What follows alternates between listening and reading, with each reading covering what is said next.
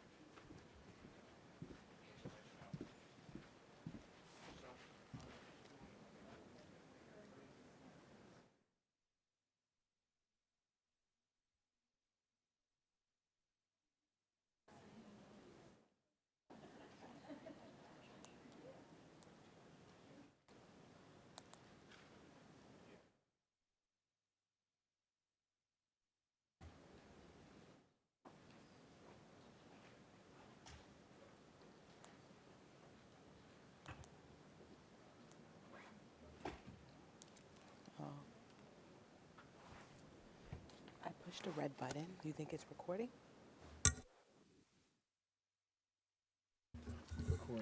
Do you have the recording on? You think so? Okay. Good. All right, good evening. Meeting of the Cannabis Control Board of the City of Jersey City held Monday, February 6, 2023, at slightly after 5 p.m. In accordance with the Open Public Meetings Act known as the Sunshine Law. Adequate notice of this meeting was provided by mail and or fax to the Jersey Journal and the Reporter. Roll call, Chairperson Bunny. Here. Vice Chairperson Cantanero. Here. Commissioner Kaplowitz. Here. Commissioner Sloan is absent, and Commissioner Flanagan. Here. All right. Did you want to? The CCB and its duties. The Cannabis Control Board was created by the Jersey City Municipal Council. The CCB is a result of the council adopting an ordinance. We are not the planning board or the zoning board. Those boards were created by state legislation. The Jersey City Planning Board or the zoning board will hear your application as to zoning and land use development issues. According to Jersey City Municipal Ordinance 22-003, the CCB will consider the following factors in its determination to approve or deny your application. 1. Community impact and outreach input. 2. The number of cannabis establishments within close proximity, less than 1,000 feet to the applicant. Just because a cannabis establishment is less than 1,000 feet from your application is not necessarily a negative factor. Each application must be evaluated on the totality of factors and the surrounding neighborhood. 3. Hiring practices employed by the applicant. 4. Residency of all applicants and owners. 5. Applicants' commitment to diversity and inclusion best practices. 6. Safety and security plans. If the board approves the application, the board will issue a preliminary resolution of support. Once the applicant obtains state approval, the applicant must return to the CCB for final approval. The CCB shall provide final written approval or rejection within 60 days. An applicant could obtain preliminary approval from the CCB, obtain state approval, but be denied final CCB approval. According to Jersey City Municipal Ordinance 21-053, the CCB will ensure compliance with local rules and regulations governing cannabis. Jersey City encourages and promotes participation of minorities, women, and disabled veteran-owned cannabis businesses, and by extension, so shall the CCB. The CCB shall require a Class 5 cannabis retail business applicant to address concerns about the proximity of a proposed location to a substance abuse treatment center or daycare center. All right, with that, I'd like to call the first application, CCB 23-43, Ham and Chaz, 17747 West Side Avenue.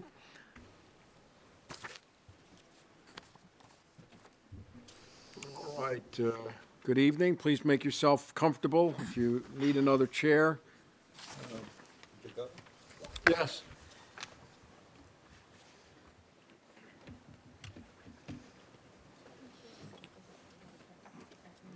Nice to see you again, Duncan. When you have an opportunity, please enter your appearance into the record. Press the button. Okay. Good afternoon. My name is Duncan Delano. I'm a partner at Emerge Law Group and here on behalf of Ham and Chaz LLC. And I'm here with the founders, Jamie Ham and Charles Peters, who I will introduce and swear in. So perhaps you can spend 1 or 2 minutes just explaining who's going to be testifying, what's the nature of their testimony, and you're seeking a Class 5 dispensary, correct? Sure. Yes, we're seeking a Class 5 dispensary. It's a standard size license, not micro business. And these are the two founders. The extent of the team so far, aside from service providers like myself, and Charles Peters is a longtime resident of the area with strong ties, and he's going to talk a lot about that and a lot of the company's commendable community impact initiatives so far, and the plans for that going forward. And Jamie will speak about her background and how it complements Mr. Peters, and what she's been up to, working with a local community education program as well. And really, our goal here is to supplement the materials already provided. And actually, speaking of which, I have 2 letters of support and an MOU to add to the record. Should I hand that over to someone now or wait till the end? You can give it to us, but because we're getting it today, it's not, I mean, no one has reviewed it, and we want to keep moving because we do have 4 other applications to hear, so you can give it to us, but. Sure. One is a letter of support from the Lincoln Park North Neighborhood Association. Mr. Peters and I had a meeting with them this last week, and so this letter just arrived. And we also have a letter of support from Stoned in a Glass House LLC, a local business here in Jersey City, and a memorandum of understanding with the company and Cannabis. So you can hand that up, Mr. Delano. Sure. But the board does have a internal policy that they typically don't accept any additional documents if they're not provided within 7 days. But I see that the chairperson is sifting through that. While she's doing that, Do you who is the Lincoln Park North Neighborhood Association? Because it's not signed by anyone. Should we pull up the board members? Yeah.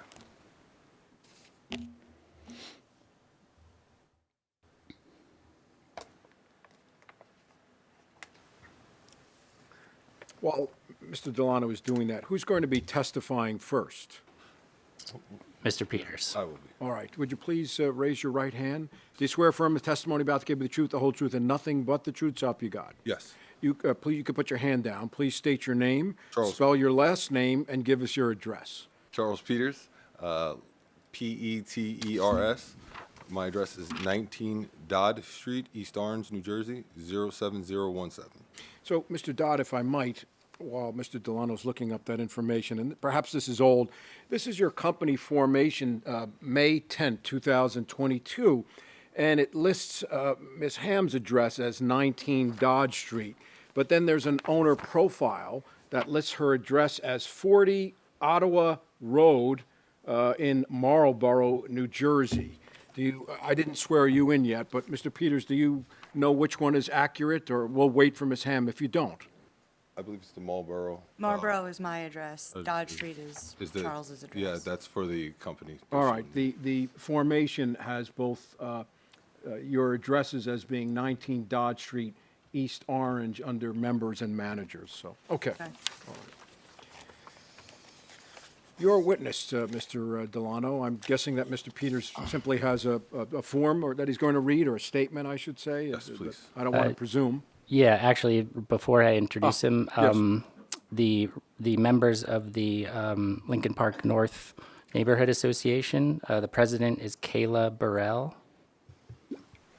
The other members of the board who we met with this past week were Tatiana Smith, Patrick Hembrecht, Susanna Carlson, and one more that I'm missing. Okay, thanks. But now I'll turn it over to Mr. Peters to give his statement. Go ahead, Mr. Peters. I'd first like to thank the CCB for having us here and giving Ham and Chaz the opportunity. I would also like to thank the Councilwoman Mira Perez-Array and Councilwoman Denise Ridley and Hudson County Registrar Jeff Dublin and Commissioner Bill O'Day for being so gracious and walking and assisting me through this process. I would also like to give a special thanks to a fight against all odds, the New Jersey Knights Elite and Lincoln Park North. Thank you all for speaking with Ham and Chaz and partnering with us up until this point of the process. I have one last big thanks to my friends and family for supporting us all the way through this moment.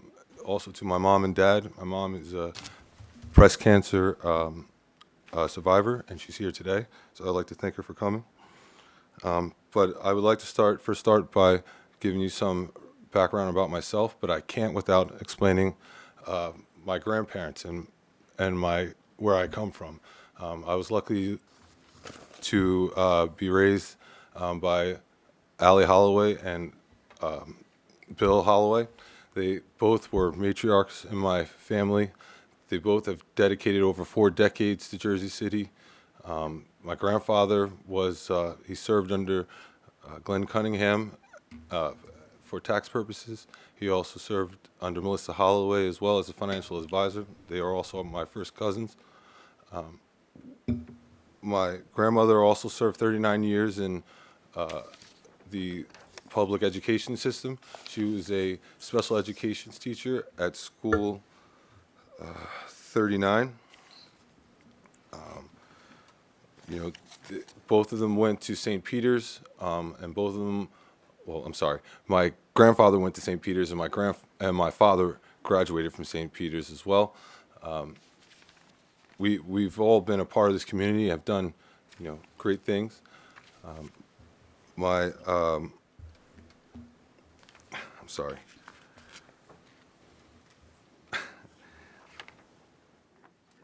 Take your time. Yes.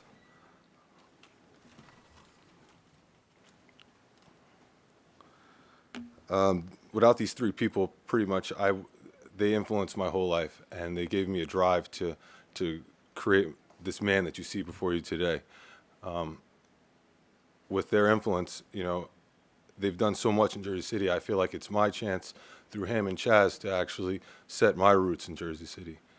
This is an opportunity, that being said, and this is a great opportunity, and I feel like we should be able to share that opportunity with others. And we'll be able to, through our social equity efforts that I'll be explaining in a little bit. But that being said, through our social equity efforts, we plan on partnering with New Jersey Knights Elite. They're a Pop Warner football team, and the gentleman, Chris Baker, was so gracious to sit down with me and explain to me his efforts and what he's planning on doing. And he was able to explain to me about a situation where a young man was not able to play a sport because they didn't have the money to pay for the bills. And if I thought, coming from the background that I come from, sports gave me some great structure in my life and gave me a chance to build character. It also showed you how to lose, and so many people don't know how to lose, and it's a very trying time. So he told me, once he filled me in about the young man not being able to, attend practice or not having equipment, I felt like this was a great opportunity to be able to allow as many people as possible to join. And if I can support them in any way, I will. And we're doing that through Ham and Chaz, where we're donating a total of 4% net profits to the organizations we plan to partner with. We're also partnering with the Fight Against All Odds. They are, I believe you have signed MOUs between both organizations already. They do a lot of outreach in the public, such as backpack drives and stuff like that. So we've also even reached out to the Haven House, which we just started communications with. That they're I'm sorry, I'm losing my place. And we reached out through them through the Lincoln Park Association. They were very much wanting us to work with them and help them out. We're also trying to start a, we've launched a few, we've launched a few,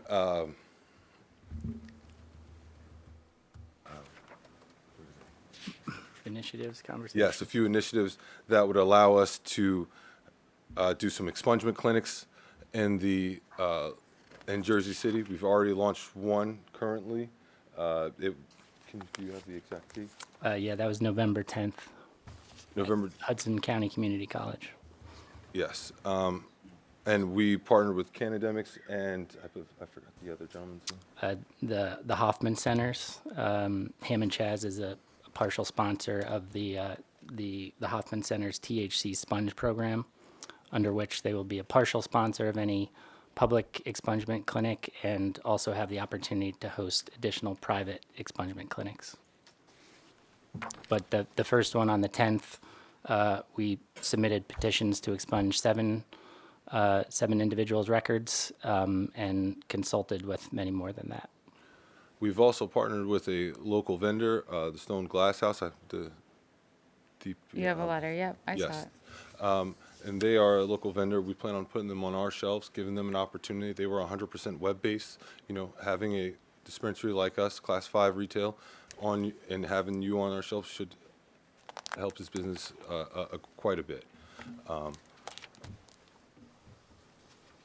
We've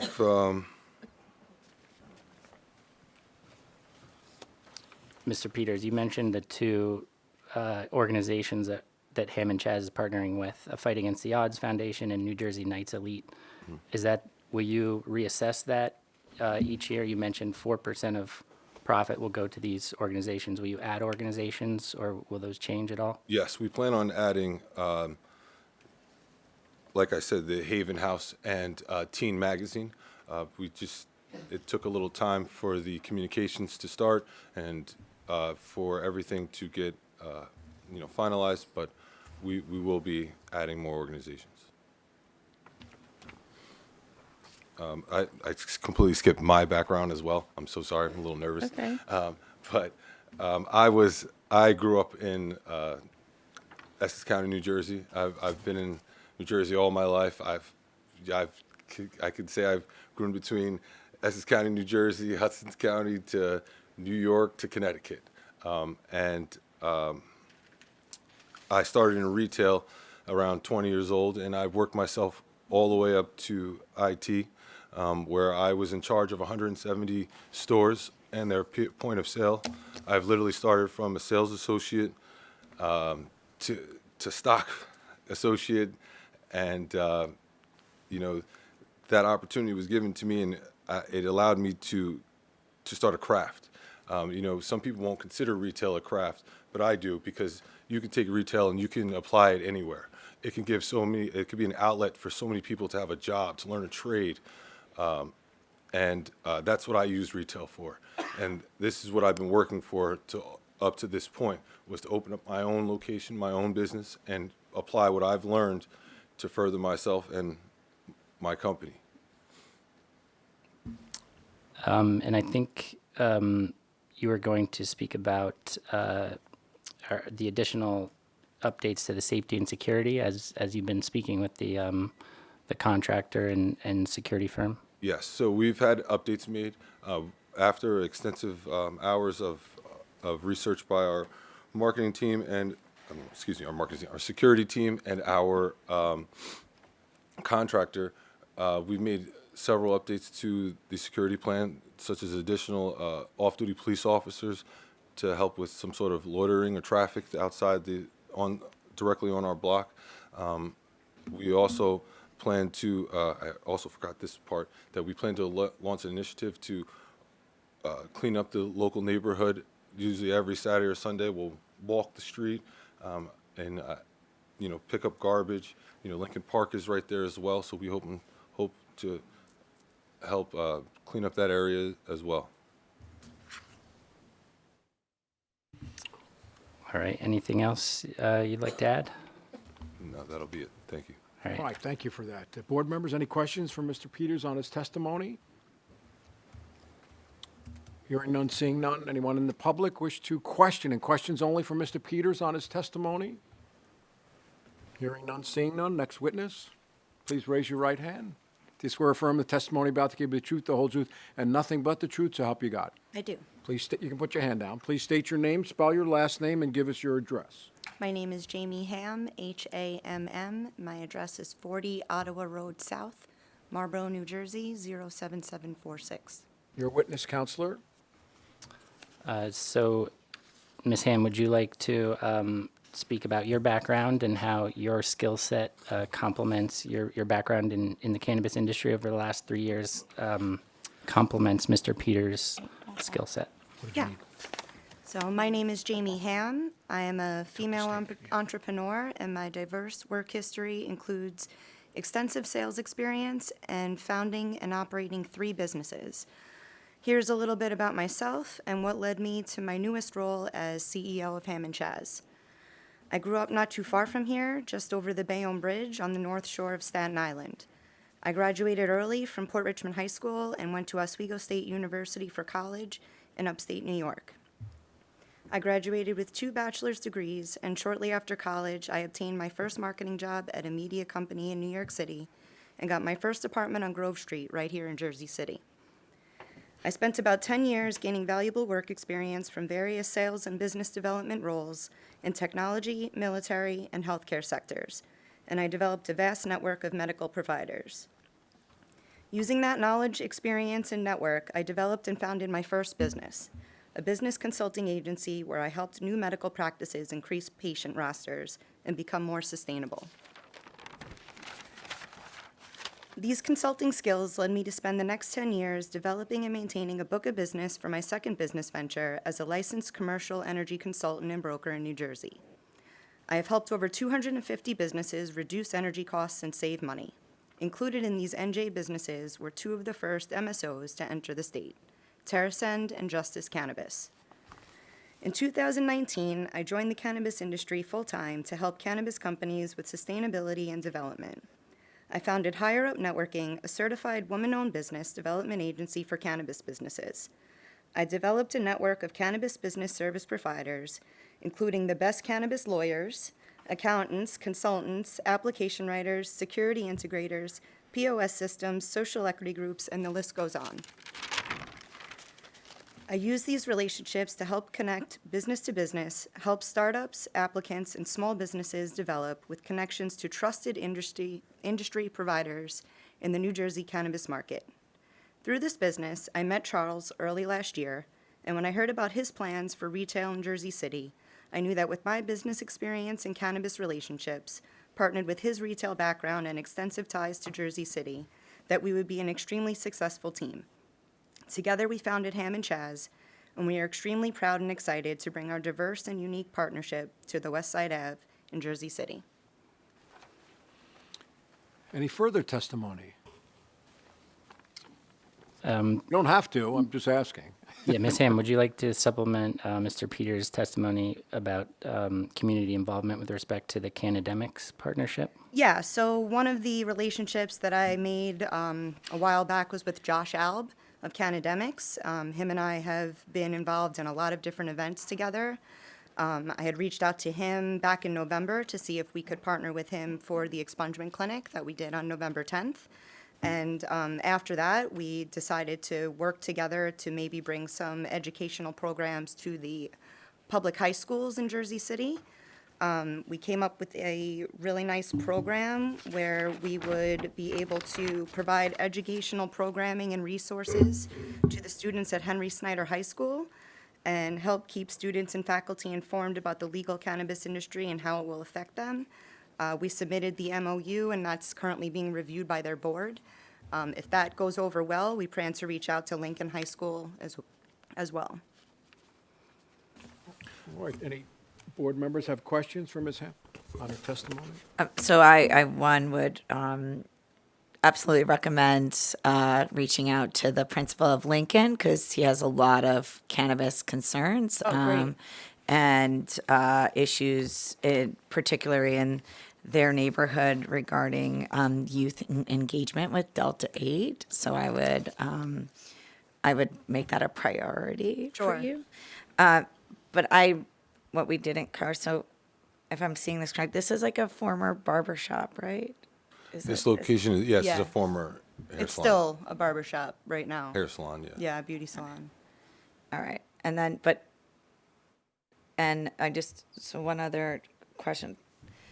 The Fight Against All Odds, I just looked them up because I never heard of them before. So they're not based in Jersey City. It doesn't look like it. It looks like they're based in Essex County. And so the work of the social impact would not be impacting people in the city of Jersey City, from what I see. So if you want to, Well, we have someone here to speak on their Okay. behalf, so hopefully they can clear that up. all right. Because my understanding is they do a lot of backpack drives in Jersey City, Okay. Hillside, this area, so. Any other questions from board members on Ms. Ham's testimony? I just wanted to add one. Go ahead. With the Cannademics, it was more about the history of cannabis. This is what the curriculum we're trying to pass on. It was about the history of cannabis. It was also about the health benefits and risks, the consumption education, laws and regulation, and career opportunities as well. And that would actually have to go in front of the Board of Education first to get approved, and then we would be able to proceed with that. Thank you for that. Residents have questions on Ms. Ham's testimony? That's where my parents went to school. Oh, yeah? Richmond High School in Staten Island, yeah. Yep. Anyone Great else? school. Hearing none, seeing none. Next witness, Mr. Delano? I know we have a number of members from the community here in support. So typically, the way That the happens at the end. chairperson and the board handles this, we'll have that for a public comment. Sure, we have no further witnesses. All right, fair enough. Does the board have any other questions, or before I open it up for public comment? The gentleman from Essex County, I think we should hear from him. Well, he's going to speak in public comment, Jeff, so why don't we do our questions and then...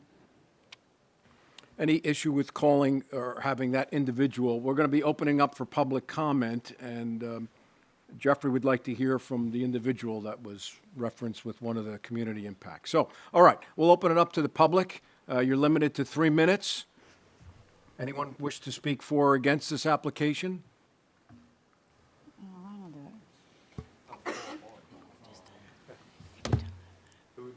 Yes, please do. You do have a microphone. You can turn that on. And when you're able to, please raise your right hand. Do you swear affirm the testimony about to give the truth, the whole truth, and nothing but the truth, so help you God? I do. Okay, please state your name, spell your last name, and give us your address. First name is Chris. Last name is Baker, Baker, 22 Clinton Avenue, Jersey City, New Jersey, 07304. What would you like to tell the board, sir? So I'm the president and one of the board members of the New Jersey Knights Elite youth football organization here in Jersey City. And when Charles was speaking upon the situation in regards to one of our youth parents that, you know, we're a nonprofit youth football organization here in Jersey City, so we're not funded by the city, the state. We are funded by donations to help the kids, and then we have actual registration fees. So we had a situation that happened last season where a parent just stopped showing up, and I reached out and said, hey, what happened? Where are you? And she didn't feel comfortable enough to say she didn't have the money. And I said, well, you know what? Don't worry about the money. Just come, bring your son, and we'll figure it out. So when me and Charles met, and I was, you know, he played football, so we kind of had that connection with that. And he was like, wow, you know, with what we're doing here or what we plan on doing, we'll be able to definitely have a positive impact on situations like that. And we actually go through that quite often because, again, we're nonprofit, so we able to fund it through either donations or the little bit of money that the parents are able to get. So our support for Charles and Jamie and what they got coming here to Jersey City, it feels that they're really into giving back and having a connection. We are going into our 4th year, and we are surviving strictly off donation, not the actual fees that we charge for the kids to participate, because it's not sufficient enough to run it. You know, we're charged $299 for a season, but our average kid probably is $800. to really run it the way it's supposed to. So again, we met. He was straightforward, and what we do and how much we have to give back in time and money. It was definitely refreshing to hear someone else that was coming in and wanted to help. So we support them, and we're happy they're here. And that's just what I wanted to say. Thank you, sir. All right. Anyone else, members of the public, wish to be heard for or against the application, please step up. Good afternoon. How are you? Good. Would you please raise your right hand? Do you swear affirm the testimony about to give the truth, the whole truth, and nothing but the truth? So help you God. Yes, I do. You can put your hand down. Please state your name, spell your last name, and give us your address. I'm Ashley Gibbs. Microphone? That's a good point. Hello? Okay. I'm Ashley Gibbs. My last name is Gibbs. My current address is 626 Marlborough Road, Old Bridge, New Jersey, 08857. I am the co-founder and president of a Fight Against the Odds Foundation. We were founded in Union, New Jersey, because that was our current address when we applied. But we have provided various events yearly here in Jersey City at the Lincoln Park. We provide a 100 book bag drive giveaway and basketball skills and drills clinic every year. Within those years, we've given away about 120 bags each year. All of our events are funded strictly by donations and by us, the board members, funding it ourselves. So having Ham and Chaz is really helpful to the community. Within our board, we have my husband, who is Shelton Gibbs Jr. He is the co-founder of the organization. Our foundation was founded because of a book that he wrote. It's entitled A Fight Against the Odds, Life Growing Up in Jersey City and Playing Basketball for the legendary coach Bob Hurley. And in that book, he just speaks about his journey growing up here in Jersey City and how sometimes there were a lot of trials and tribulations that he went through. And the support of his coaches, as well as his family and the community, really helped. So because of that, and also the loss of the tragic loss of our cousin in 2019, we pushed forward to start a Fight Against the Odds Foundation. And like I said, between that, it's just making sure that we support the youth, because we truly believe in our motto, which is not technically ours, but it takes a village to raise a child. And having Ham and Chaz a part of our village really helps us to push forward our mission. And our mission is just to help and touch as many children as we can to make sure they have the things that they need to just grow up and just be children and not have to worry about the things that us adults have to worry about. So with that, I truly back them with their business. I'm very excited to add more programs and educational pieces to our foundation. That way that we can get into the schools more and do more things that we've already started within our organization. So thank you guys for allowing me to speak, and I want back them 100%. Thank you. Anyone else from the public wish to be heard?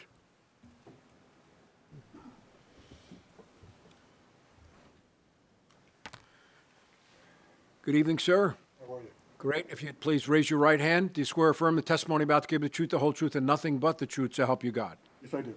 Okay. Please state your name, spell your last name, give us your address. Tyrone Holloway, last name Holloway, Holloway.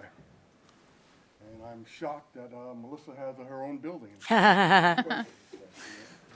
Anyway, born and raised here in a place called 347 Forest Street and stuff. I went to 14 school, got beat up there. So I went to 24, got beat up there. And then I went to 34. You're a pretty big guy. I'm telling you, that's why. The big guys picked on me to work on the other stuff here. Anyway, went to 34, got beat up, and the toughest person in that school was a young lady called Kathy Cunningham. I don't know if any of you guys know her and stuff. But anyway, I didn't know her either, other than her fist and stuff. But anyway, the guy named Glenn Cunningham picked me up one day in the rain and stuff. And then also he went down the street and picked up Kathy Cunningham and stuff, to my chagrin and stuff. So as Glenn was talking, which he does a lot and stuff, she was hitting me in the back of the head until he told me that this was my cousin. This thug, I thought, turned out to be cum laude and graduated University of Pennsylvania and stuff. My father, on the other hand, we'll go back to him. He graduated a few years before me. He graduated from St. Peter's College, 1960, and then I graduated a few years after that in 1982 at St. Peter's College. So we have a long history. Both my parents grew up and were raised here in Jersey City. Chaz got a little thing wrong here. It wasn't School 39, it was School 31, which is now the Anthony Infante School. But she did work 39 years, and I believe when she retired, she had over 10 years of sick pay. So she only missed 20 days of 39 years and stuff. So, and that's impressive. what we're all about here. We're all about hard work. I have a gutter cleaning company as well as a roofing company. I've been in business for 28 years, and I know that it's all about hard work. It's all about, days where you don't want to get up and work, but you will work and stuff. And that's what I hopefully taught these kids here and stuff, that, running a business is not easy and stuff, There are going to be bad days, there are going to be good days, but, you're going to get knocked down, you got to get back up. And I guess that's about it, all I can say here. Did I miss anything? Beatings or I anything don't like think so. that? All right. Thanks for Thank you, sir. Anyone else? Well, since he names my address. Welcome. Please raise your right hand. Do you swear or affirm the testimony you're about to give you the truth, the whole truth, and nothing but the truth? So help you God. Yes, okay. Hi, my name is Carolyn Minnick Mason, Esquire, officially, although I'm not practicing now. Current address is 235 Toulouse Road, South Orange, New Jersey, but it was formerly 347 Forest Street, Jersey City, New Jersey. Born and raised here as well. The Holloway family is my family. Is that microphone on? I don't think it is. Because you have. Okay, Tyrone, you took it off. Okay, here we go. Thank you. I thought so. I should know that as a singer. So again, I'll just say Carolyn Minnick Mason, 235 Toulouse Road, South Orange, New Jersey. Formerly 347 Forest Street, Jersey City, New Jersey, my entire life as well. And I'll speak about Chaz in 1 minute, but what I wanted to say when Tyrone mentions the long roots that we have in this community, it really starts by family, but this whole idea of equity is so important in this community. When my parents came here from South Carolina, Robert and Luella Minnick, my mother was a teacher at a number of the schools, but primarily at 15 School for over 25 years. I think when she retired, same as Aunt Allie, at about 29 years or so. Likewise, no sick leave. 10 years of sick leave, no days off. But when they moved here, she and my father, who was a truck driver down at Wonderland Fashions in Jersey City on Warren Avenue, they couldn't find a place to move. No one wanted to rent to black people. But Allie Givens, who was Tyrone's grandmother, saw my parents walking along the street with my older brother, Rodney Minnick, who graduated from Hudson Catholic. Ultimately, brother Anthony Mack graduated and played for St. Peter's Prep. But she saw them walking with my oldest brother in a stroller and said, "We'll take you, and you can move into our home." They moved into the home. We ultimately bought that home. I grew up in this community. Everyone from Judge Shirley Tolentino, who wrote my letters of application for law school, Janet Haynes, talk about Franklin Williams at Snyder High School, Etna St. Paul at Lincoln High School. This was our community. And the most important thing that I learned from this community was about fairness. It was about equity. It was about support. And I know how much, even since I left this town, although I'm still here, I've been playing for churches over here for all of my life. What I saw was just how much drugs ravaged the community. And I would be perfectly honest with you, when Chaz and William here first talked to me about their business, I said, I don't know. I've never actually, to be honest with you, picked up literally marijuana in my entire life. But I believe in what is important about this, which is actually undoing the harms that have been done to our so many members of our community. So I wholeheartedly support what they're doing. I wholeheartedly support what they're going to do for children and non-for-profit organizations. And I recognize my time. I yield, and I thank you so much for your time. But I think it would be a loss if you did not support this wonderful group. Thank you for your time. Thank you. Anyone else for or against the application?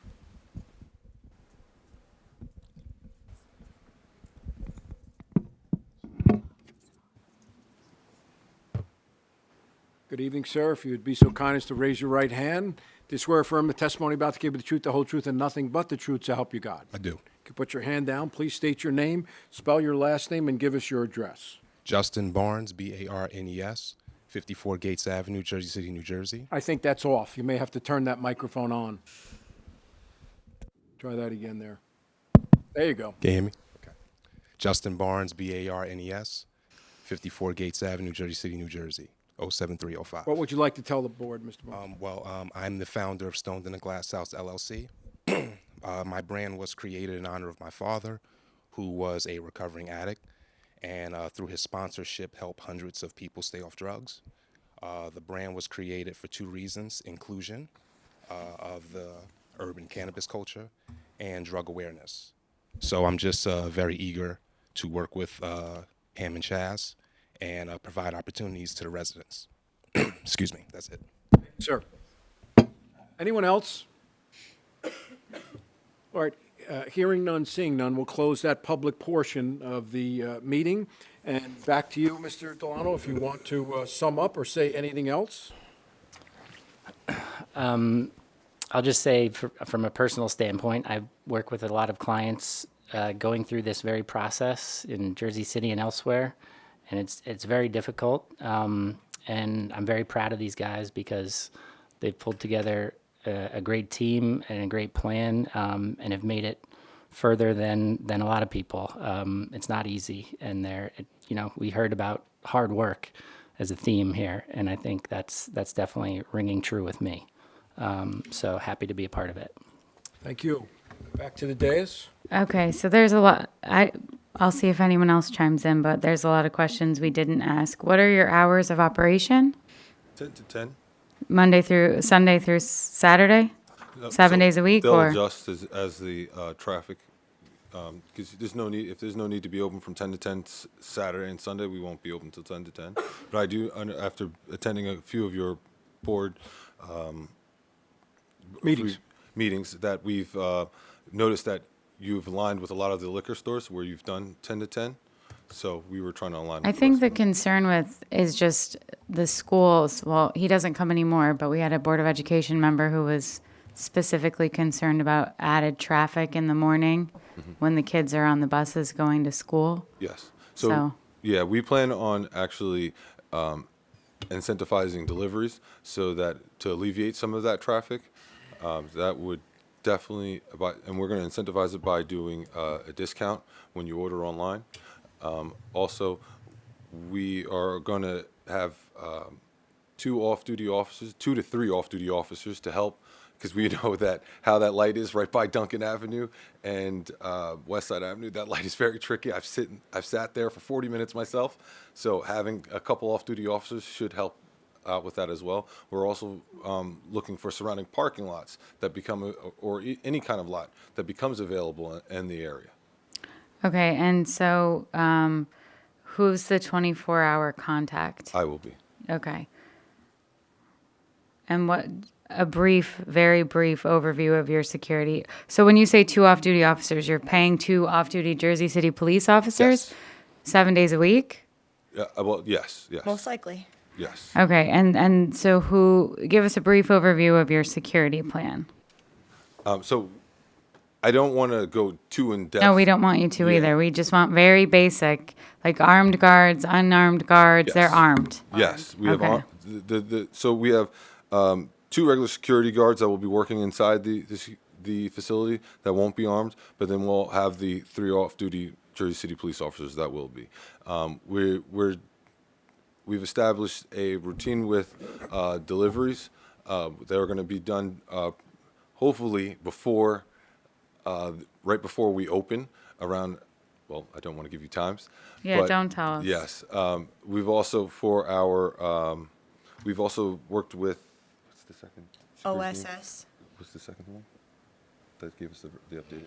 We worked with OSS. They're going to be doing our money pickups, and they've already did their surveillance of the area, and they said it should be quite simple. They won't be showing up with these large armored cars, but they are tactical. They are protected, and they are going to be aware that we are in a unique situation. We're in a very suburban area, so that they can't come through with tanks and stuff like that to pick up money.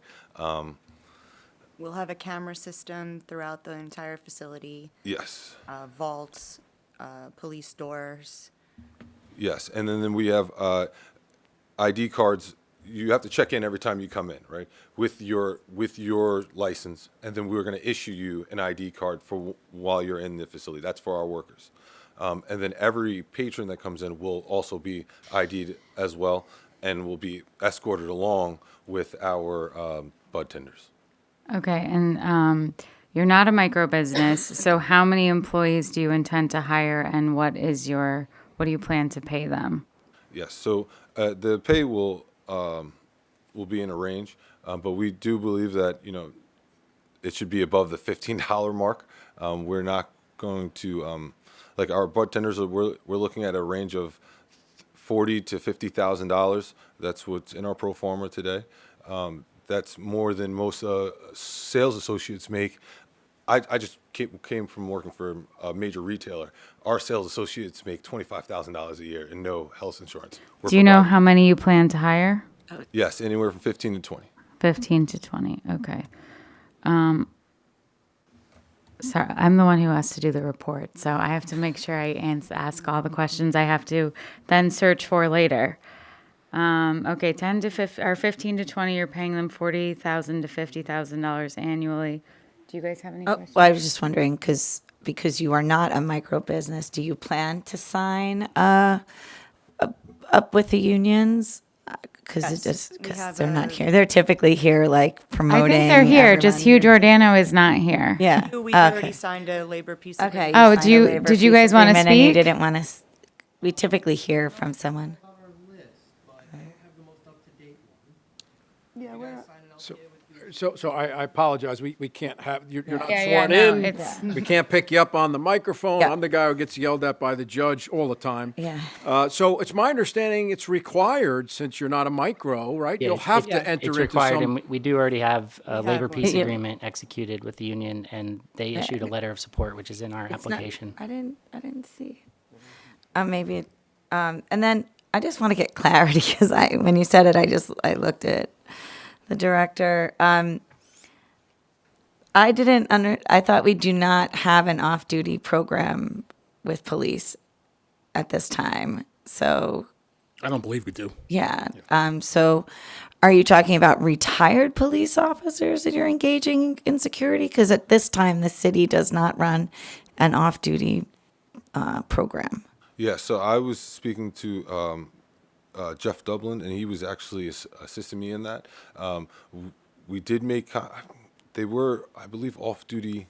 I thought it was off-duty police officers, so I might be mistaking and saying, speaking out of term, but it could be retired police officers, yeah.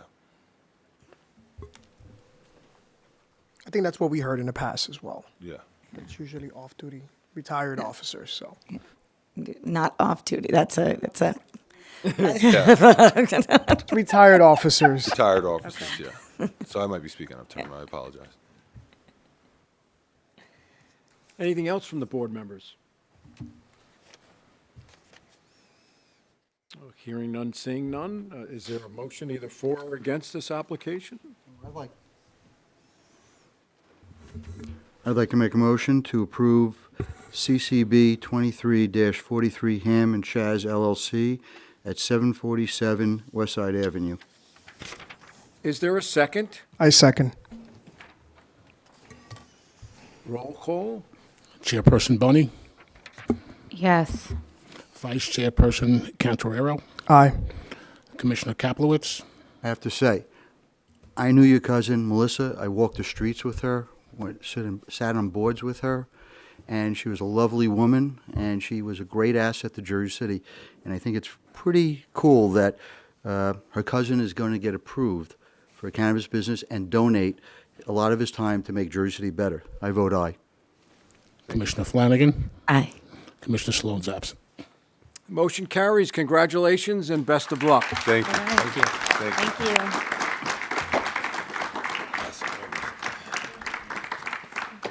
All right, thank you. Lisa was such a sweet person. All right, the next application is CCB 23-44 High Life Sales, and that's 860 Bergen Avenue. Right.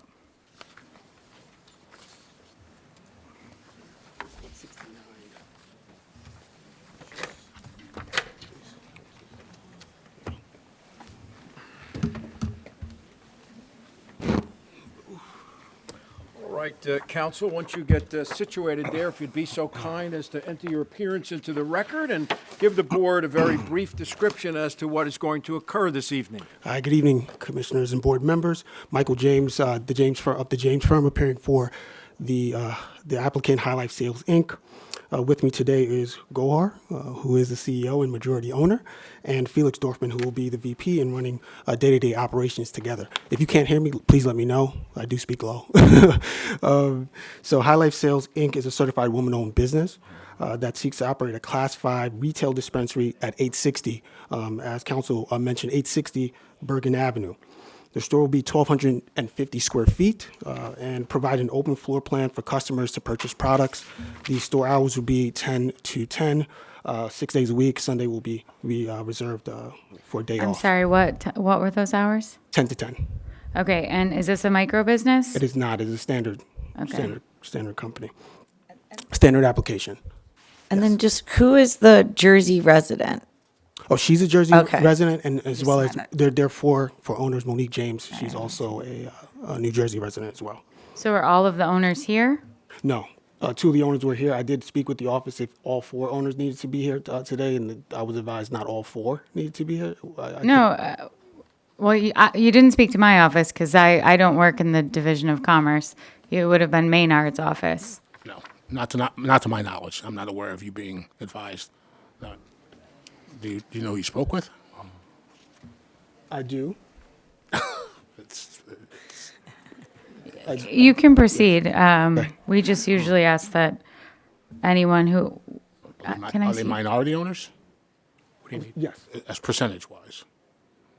She's 60% owner. Into the and mic, the owners- please. It's 5% owner. So it's majority minority owned. This is the one. It's- No, that mean- makes a difference. I mean percentage of ownership. Once they get The sworn. two that aren't here. Okay. 5% and 25%. They're minority owners. So the majority owners are here. Okay. And I'm sorry, that's what I wanted to make sure of, that we had, the right owners here. So the premises will be secured by unarmed security guards, electronic surveillance, and electronic intrusion detection devices as well. We've signed an LPA with United Food and Commercial Workers Union, and also received a letter of support, which should be included in the submissions. Today, as witnesses, I have Gohar and Felix, and I can swear them in. They will speak about their background in life, period, their service to Felix's service to the country, Gohar's experience with cannabis, unique experience, and what we plan to do in operating the store and giving back to the community. So Michael, Yes. your last name is James, not Jamed, correct? Correct. Okay, well, I'm just, Oh, with your permission, I'm just making that change here. Please do. Mr. James. All right, so your first witness is? Gohar and Parmesan. Welcome. Please raise your right hand. Do you swear affirm the testimony about to give you the truth, the whole truth, and nothing but the truth, so help you God? I do. You can put your hand down. Please state your name, spell your last name slowly, Okay. and give us your address. My name is Gohar Parsamyan, Parsamyan.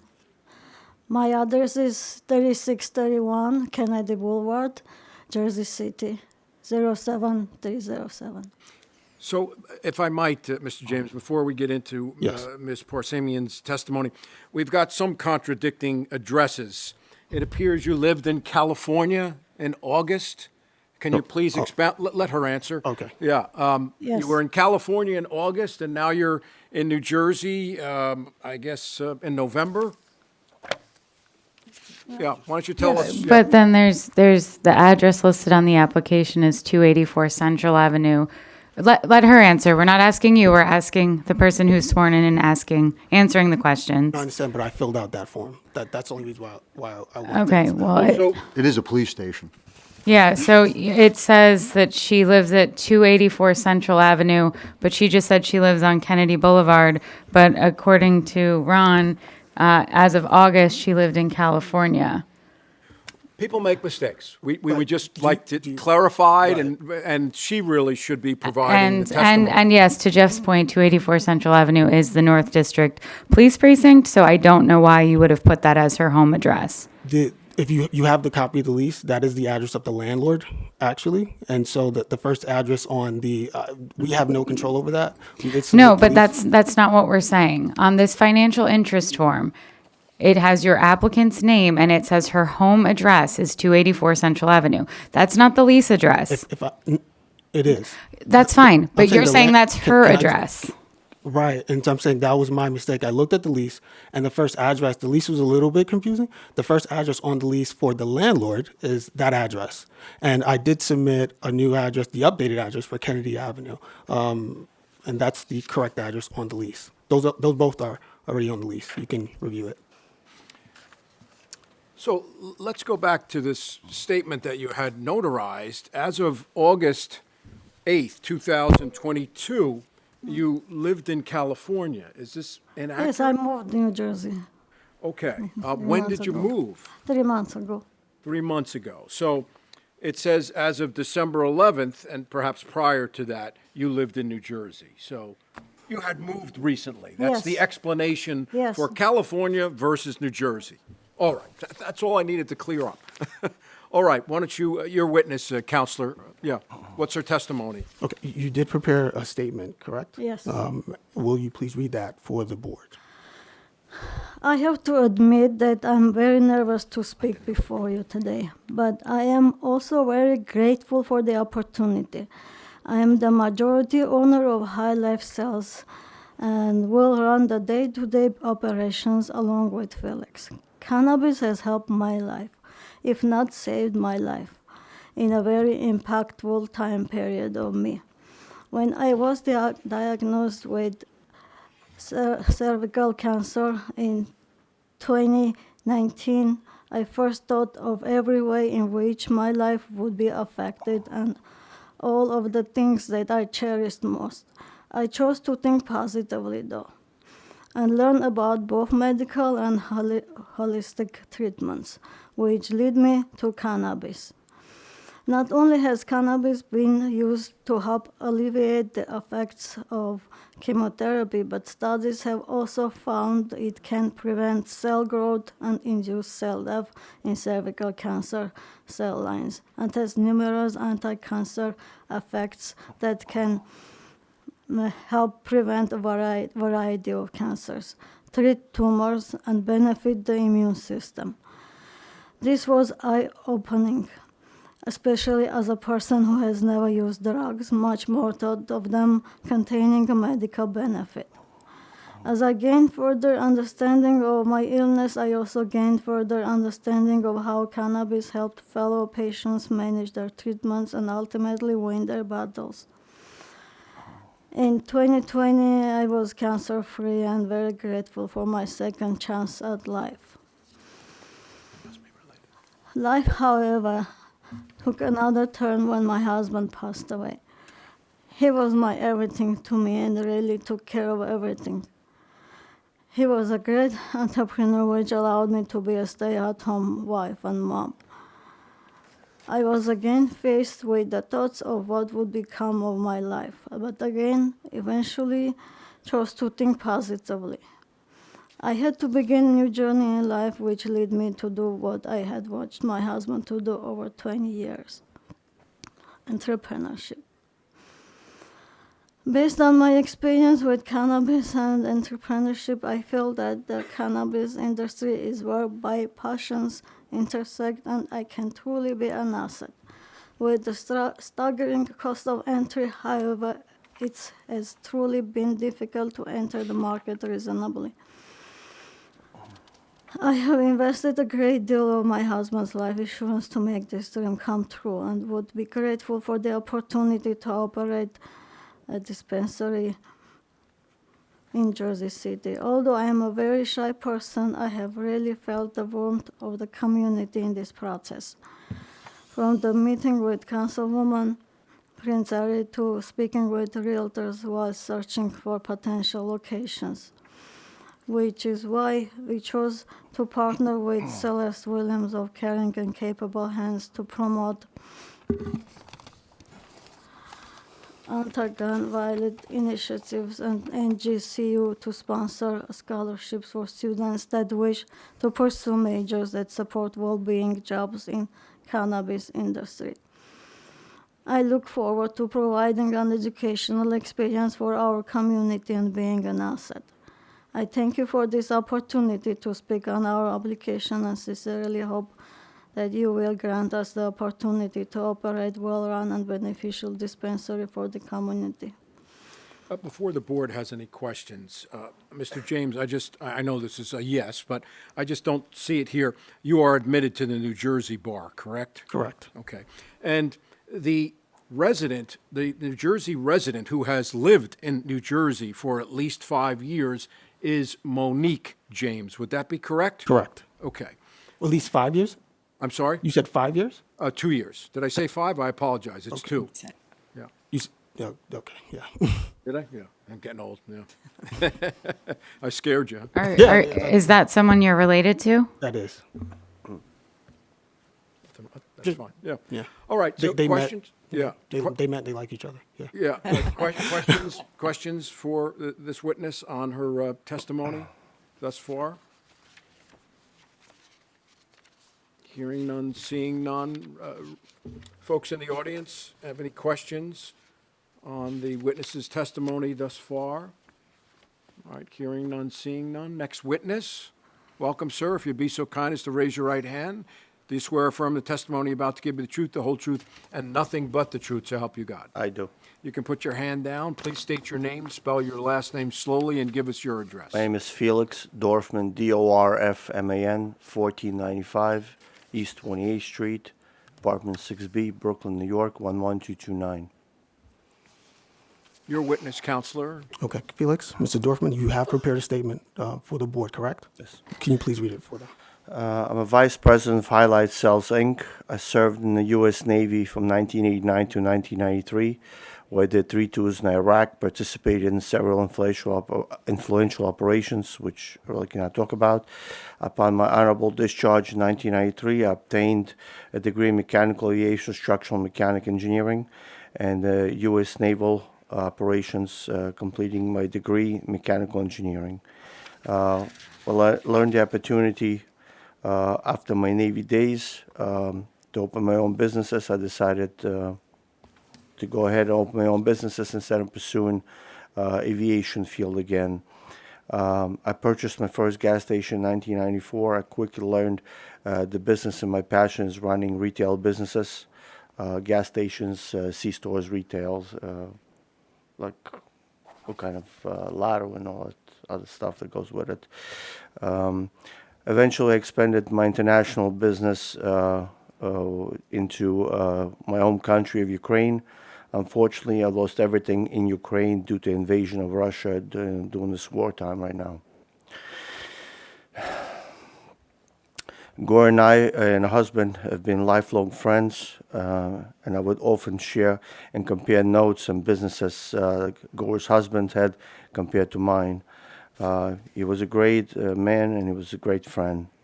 When Gore wanted to enter into cannabis business, she reached out to me, and we had many conversations about the vision and goals and operations and aspirations what can become of it. Sometimes when one door closes, another door opens, and that is what I found the timing in life.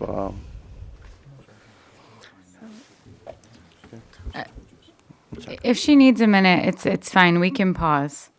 That's fine. If you want to step out, go ahead. It's okay.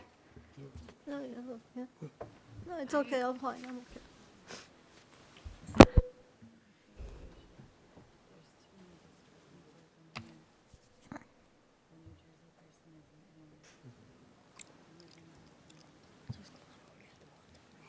Let's go get water. Can't get water. No, maybe I'll just.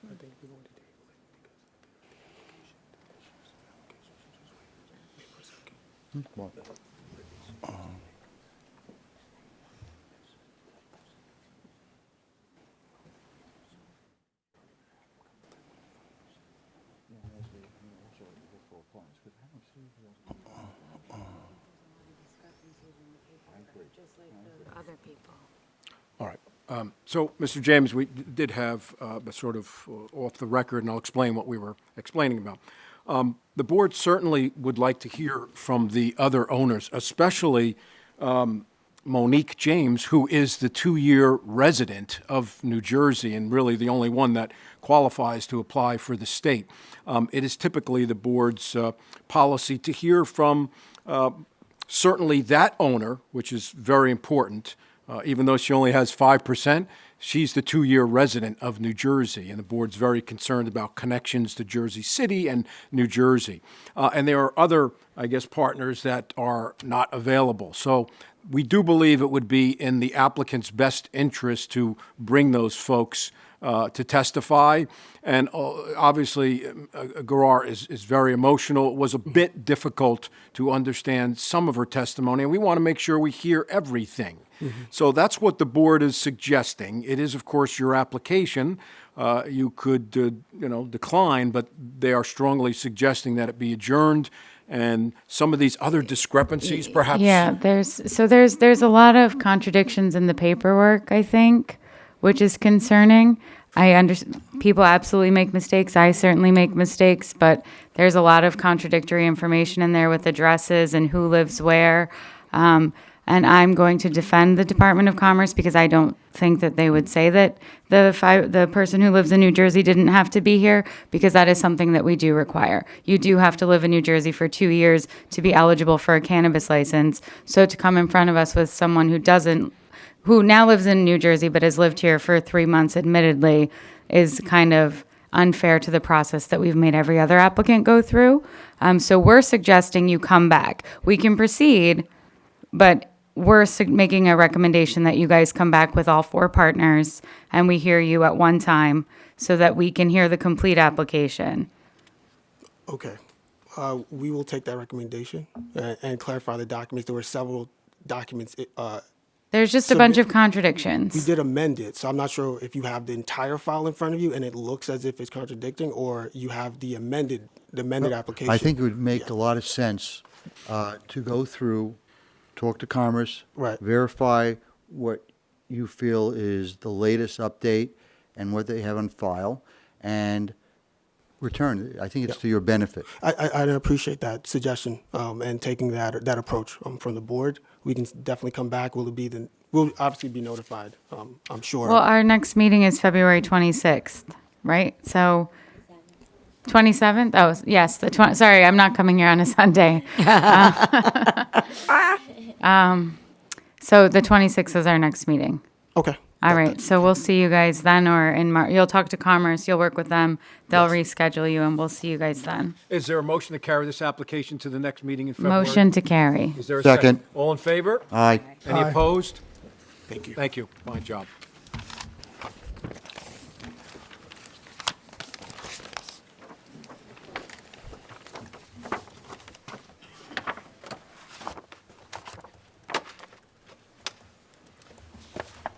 Do you need a break? No, I'm good. Okay.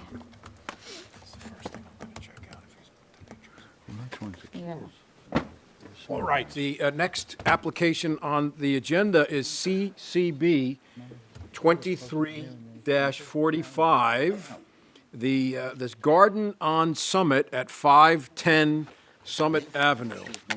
Wow, we have the dream team. Jennifer and Doug, nice to see both of you. We need a couple more. Thank you. I think we need additional chairs. Take your time. But that doesn't indicate the length.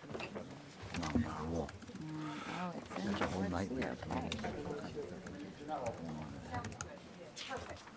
I could also wind up into consumption.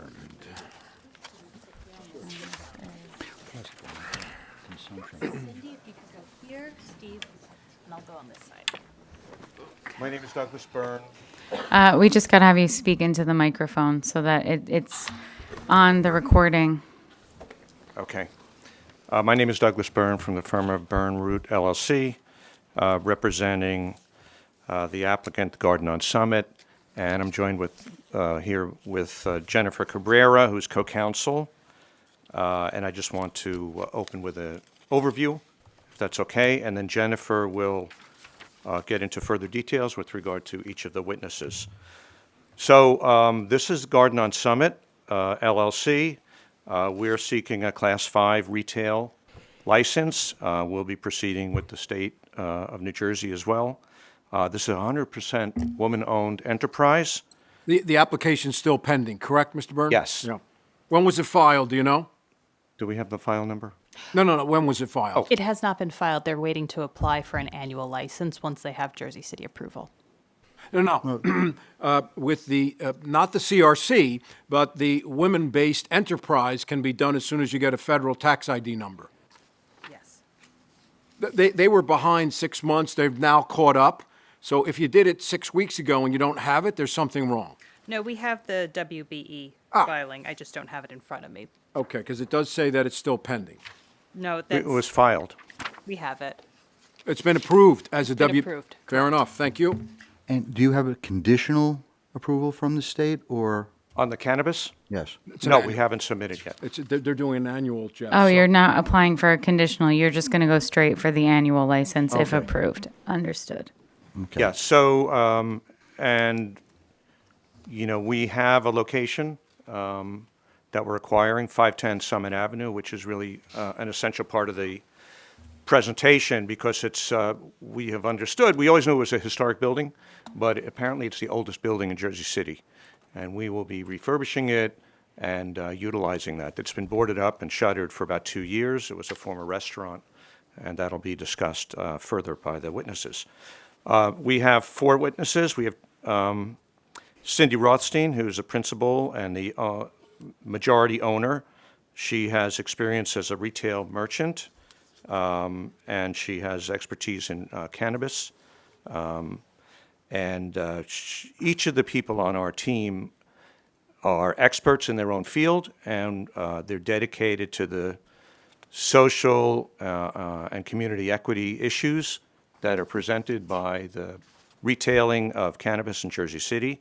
But at the same time, they have expertise in retail, certainly Cindy and Steve Rothstein, and we believe we can sustain the mission here and create an economic benefit for the community by both employing people in sustained jobs and in mentoring programs and other things that you'll hear about from our witnesses. So Cindy Rothstein is the principal.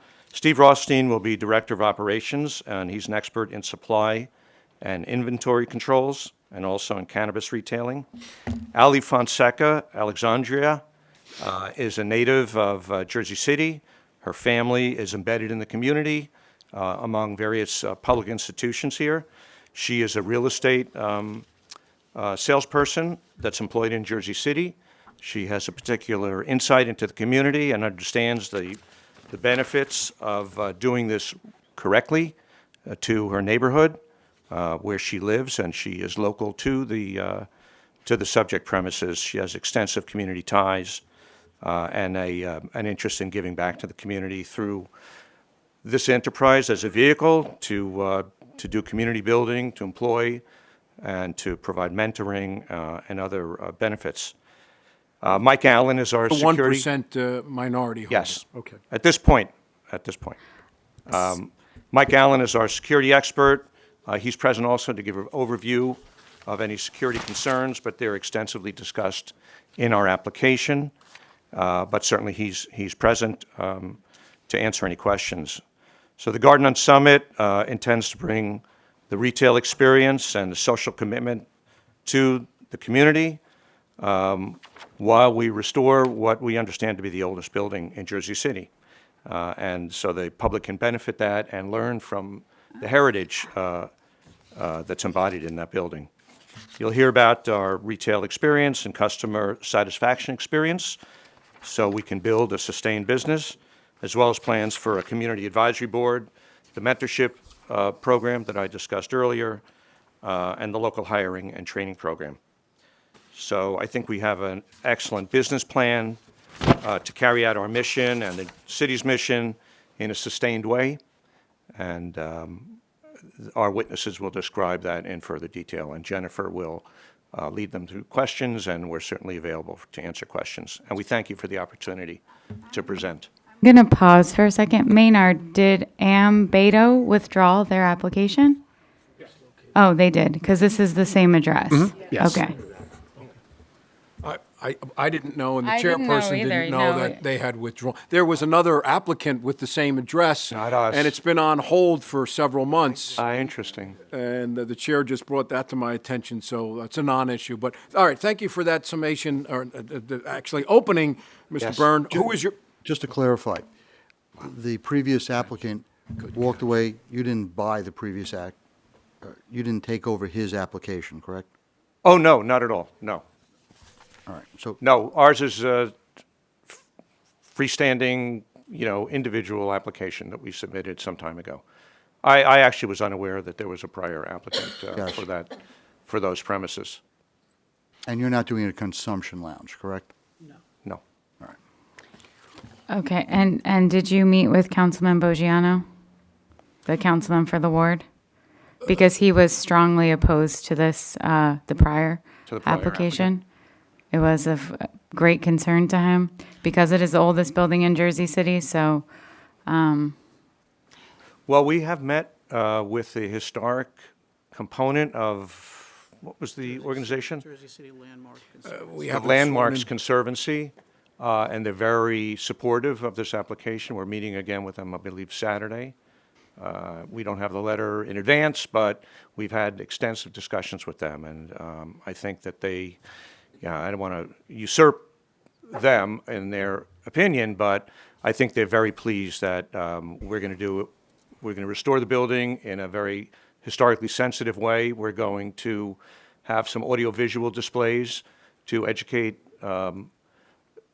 consumers who come into our customers come into the building about the history of the building with some, as I said, audiovisual aids and photos and that sort of thing. So Fantastic. Why don't we swear in your first Sure. witness? Question. Oh, okay, And you just basically. and Jennifer will Excuse me, sir. question them. You said you met with the conservatory. They're a non-governmental agency. Yes. Have you met with the historic division of the planning staff? Not yet. Historic preservation, yeah, that would. All right, then. Who's the first witness? All right. So our first witness will be Cindy Rothstein. Would you please Cindy- raise your right hand? Do you are. swear affirm the testimony about to give you the truth, the whole truth, and nothing but the truth, so help you God? Yes, I do. You can put your hand down. Please state your name, spell your last name, and give us your address. Cindy Rothstein, Rothstein, 14 Masterson Court, Waldwick, New Jersey, 07463. Thank you. Your witness, Jennifer. All right. Thank you, Mr. Rondello. So Cindy, why are you interested in opening a dispensary in Jersey City? Interested in opening a dispensary in Jersey City A because little bit I- closer to the mic. I'm Oh, sorry. I'm sorry. Perfect. I'm interested in opening a dispensary because I think it's a great business opportunity. I'm a New Jersey resident my whole life, and I feel that Jersey City is a great place to open a business. With its large growth and diverse community, I think we can help a lot and add a lot to this community. Wonderful. And so you have a background in retail, right? Yes, I owned a retail business for 7 years. My husband and I actually opened one of the first eBay auction sites in Bergen County. And we took that store and combined it with a UPS-type packing store where we offered professional packing services, packing supplies, and other business service. And additionally, we ran a wholesale distribution company out of the back since there was a warehouse and it lent itself to the business. And what were some of your responsibilities with that business? I was in charge of the day-to-day operations. I opened and closed the store. I managed the day-to-day operations. I wrote the standard operating procedures. I was in charge of hiring and training all our employees, making their employee schedules, and I was in charge of the financials, the payables, the receivables, sales tax, payroll taxes. And you have a background in finance and Yes. bookkeeping, right? I graduated with honors from George Washington University with a degree in finance and business, and over the past 25 years, I worked for a mid-size accounting firm. I started part-time when my children were young, and now I'm actually managing the firm for them. Wonderful. And so what is your role going to be at the Garden on Summit? I am going to be the CEO at the Garden of Summit, and I'll be responsible for the growth and success of the business. I've put together this team here, along with other trusted advisors, to help me reach my goal. I'll be hiring a general manager and a management team to handle the day-to-day operations, and we are expected to employ about 15 to 20 qualified people, ideally from the Jersey City area. All right. And are you the 24/7 contact for this business? Yes, I'm the 24/7 contact, fully responsible, and I will also have local managers to be on call to assist me as if needed. So even if you're not there every day, you are their point of contact, the I'm people their who are point there. of contact. The general manager will be there every day and will respond to me. All right. So how are you going to go about finding a general manager? Well, we're going to look to hire within Jersey City. We are going to go through job fairs and referrals. We've reached out to Hudson Community College and had some conversations with them. We'll be reaching out to the Jersey City Office of Diversity and Inclusion and other recommended sources to try to get the most qualified employees. All right. And your hours of operation? As of now, our hours of operation will be 8 to 8, and that may change depending on the community's response to us and if the community warrants the hours changed. And that's 7 days a week, right? 7 days a week. Okay. Do you, and you own the property, right? Yes. The Garden on Garden of Summit. Summit owns the property. Briefly, just want to cover, so we've talked a bit about queuing. Oh, sorry. You're buying the building? It's under contract. It's under contract. You don't own it Contract. yet. Right, it's under contract. They've not closed yet. Okay, so hold on. It's a contract. Yeah, but didn't you deny someone else for not having site control? You did, you're promoted. But he also allowed it one time as long as there was proof of the sale. So let me ask a question. With regards to site control, what is it, I read partially through the contract. What contingencies are in the contract to void the sale? Doug, if you licensing can, yeah. typically. What Jeffrey's concerned about is if it doesn't fall, if the contract falls through, there's no site control. So we typically require some type of site control as you're presenting, and, yeah. Yeah, no, I mean, I think it's standard practice. We have other applications to the state, for instance. We show a contract to purchase. In this case, it's subject to licensing. Presuming we get a license, we close. That's really it, unless the there's no seller mortgage- defaults in some other way. There's no mortgage contingency? I don't believe so. Yeah, I'd have to check, but I Yeah, don't I'm believe just so. gonna, a point of inquiry, right? Just because we had an applicant less than a year ago on the books, ready to go with the same site. Right. And given site control issues, I feel like that.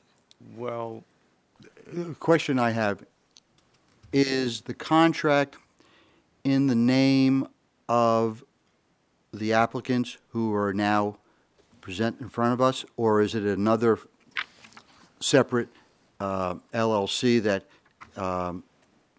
or another party that will be leasing? It is to- another party. It's Prodesco Property Investments out of Boca Raton, Florida. yes, and we have an assignment of that. Isn't this the same thing we had before that you had issues with? Mm-hmm. Jeff's a realtor, so. And former chairman of the planning board, so this is his expertise. Right. So, this goes back to my question earlier on.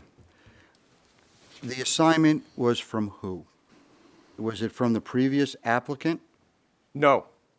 Okay. No, we have a direct contract. Prodesco is assigning the contract to us, and their contract is with the owner of the building.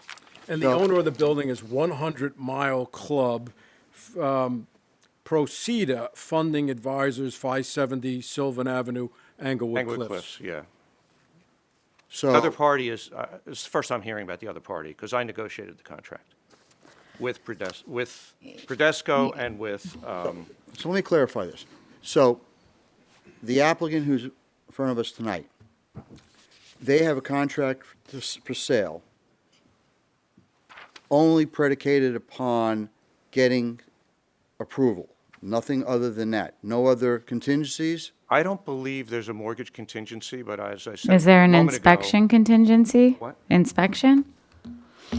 No, we know the condition of the building. I don't So think that's an issue. the assignment, is the assignee, We're the assignee. your assignee, the assignor, are they in 100% possession? Did they close on it, or No. they're just assigning? No, So- they're assigning the contract rights to us. They have a contract that's subject only to the license. They're not getting the license. We're going to be the licensee. We're going to own the building. I don't know. I mean, he can say they withdrew their application, but this is a 10-year lease for the same location. And I mean, Maynard may have been informed, but I wasn't. And Well, I had a question when I read through it. The first thing I said was, this the same property as Mr. Akil?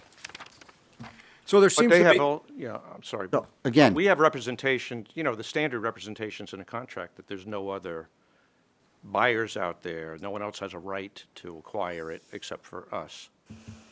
So I don't know who that other entity is, but they're not, I haven't heard of them until here, a moment ago.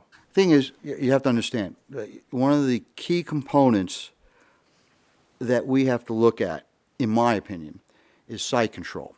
Because we've seen applications who are very, very fluid in site control, actually possession, either through a lease or through purchase. So, we'd like to know that this is something that literally will close without any hesitation. There's no outs, that you then, well, we're giving you approval, but we can't close, so we'll negotiate with somebody else to close for us on it, and so forth. So, Just because there's less than 6 months ago, this group was on our Well, agenda with well, the lease. it's actually my first comment on this, on this No, application.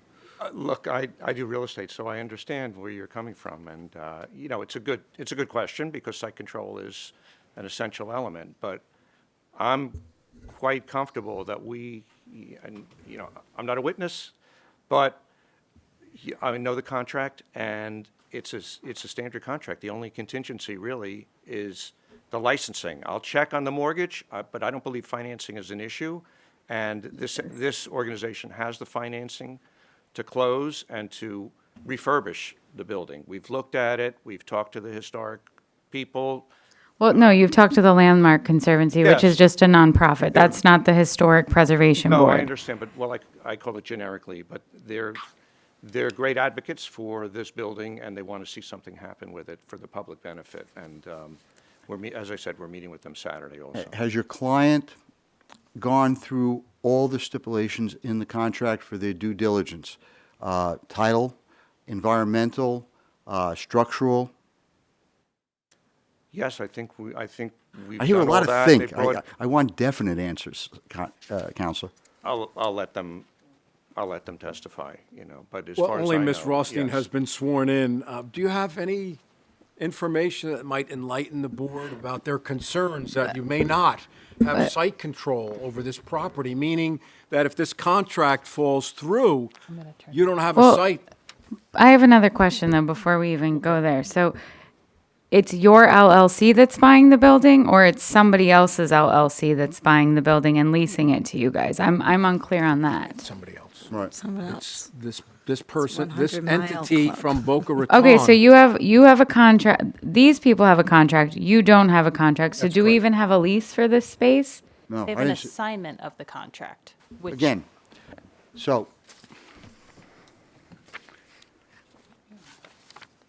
The board's not trying to be difficult, but they have seen, and certainly that's not the case here, but they have seen some applications where, let's just say, the truthfulness was somewhat questionable. We're not saying that's the case here, but there were these types of assignments with all different types of companies, so they're concerned, and they're looking for some assurances that indeed this company in Boca Raton is going to give the Garden on Summit LLC the building. Well, I think we can provide some comfort on that level from Steve Rothstein, who I think maybe it's time to swear him in, who is actually involved with Prodesco, based out of Boca Raton. It is a related company.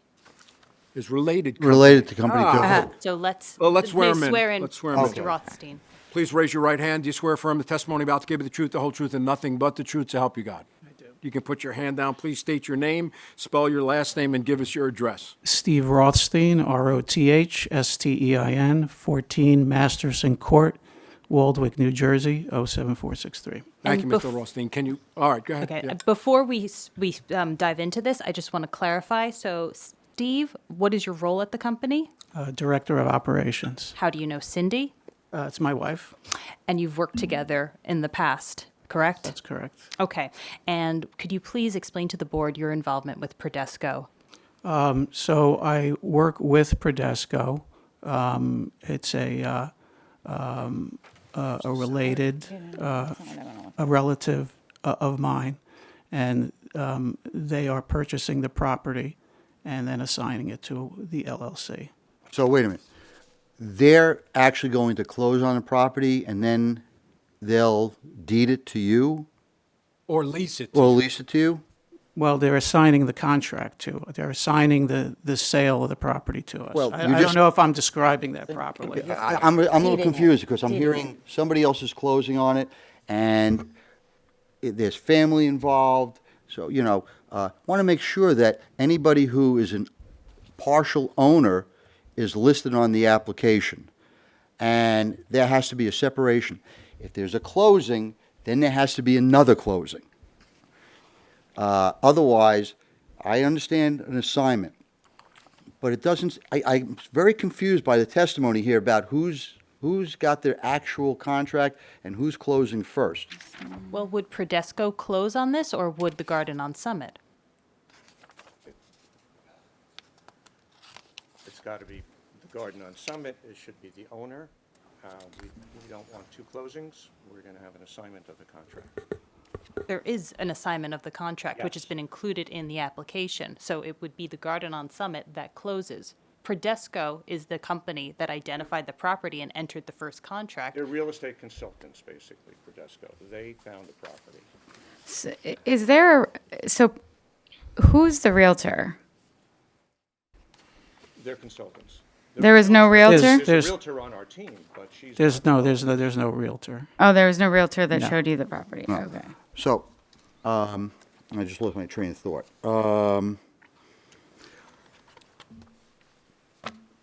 This other entity, who's related, has absolutely zero involvement in this cannabis business. Yes. That's correct. Right. Other than Steve Rothstein, who is the Director of Operations, not an owner, but the husband of the owner and an officer, he also works with Prodesco. That is the only involvement. Okay, so, all right, please explain your involvement with Prodesco. I'm a real estate agent by trade, and I work. My condolences. and I work to help them locate commercial properties. And- Because they are located in Florida, so anything in New Jersey, I try to help them locate properties for cannabis, quick serve restaurants, anything like that. And perhaps we just missed it somewhere, but there is no assignment of this contract anywhere. It's at the very end of the last purchase and page. sale agreement. Oh, okay. It's like a one statement. I'm sure I can find it, Maynard. Oh, there it is. Okay, thanks. Okay, thank you. Oh, it was attached to this. Now, that's the assumption. The last 2 pages are the actual assignment and assumption of the contract, which lists Prodesco, and then says that we are assigning the contract to the Garden on Summit LLC, having the same mailing address as Mr. and Mrs. Rothstein in Waldwick. Did Garden do their due diligence and all the inspections, or did Prodesco do all the contingencies, inspections? I'm not quite sure. I'm not quite sure that. I'm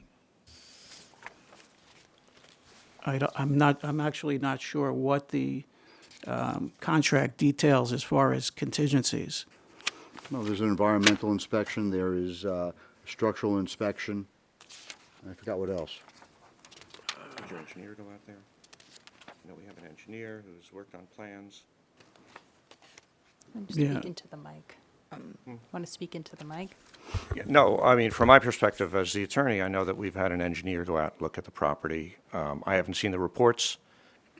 He's also drawn plans and looked at the internal space, the exterior, the roof, other components. So, Counsel, you've gotten the reports on behalf of... I haven't Not seen the gotten the reports, but I reports. know the engineer's been out there. Okay, so we don't know if the engineer, look, I've done this plenty of times, and sometimes I walk away after the inspector comes in and goes, "Oy, this is the end of this deal." And I know the building, you know, it's a great historic building, but needs work, so. I've had So the conferences with the contingencies is- seller, so, the- yeah. So the contingencies are still open, basically. They would have to be, but according to the contract, which is dated November, no date, but 2022, and then you had 30 days from that date to actually complete your due diligence. Right. And have you So it sent... must be ongoing. Yeah.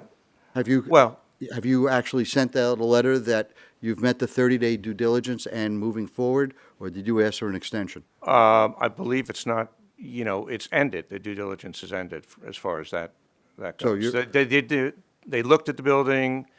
I believe they had an environmental engineer go out. They did a phase 1, perhaps.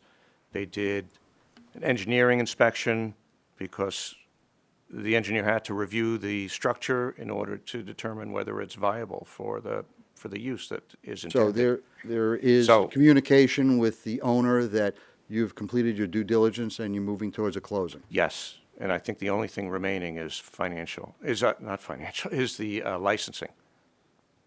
Yeah. So what you're saying is, if you don't get a cannabis license, The you deal is wouldn't done. buy the building? That's correct.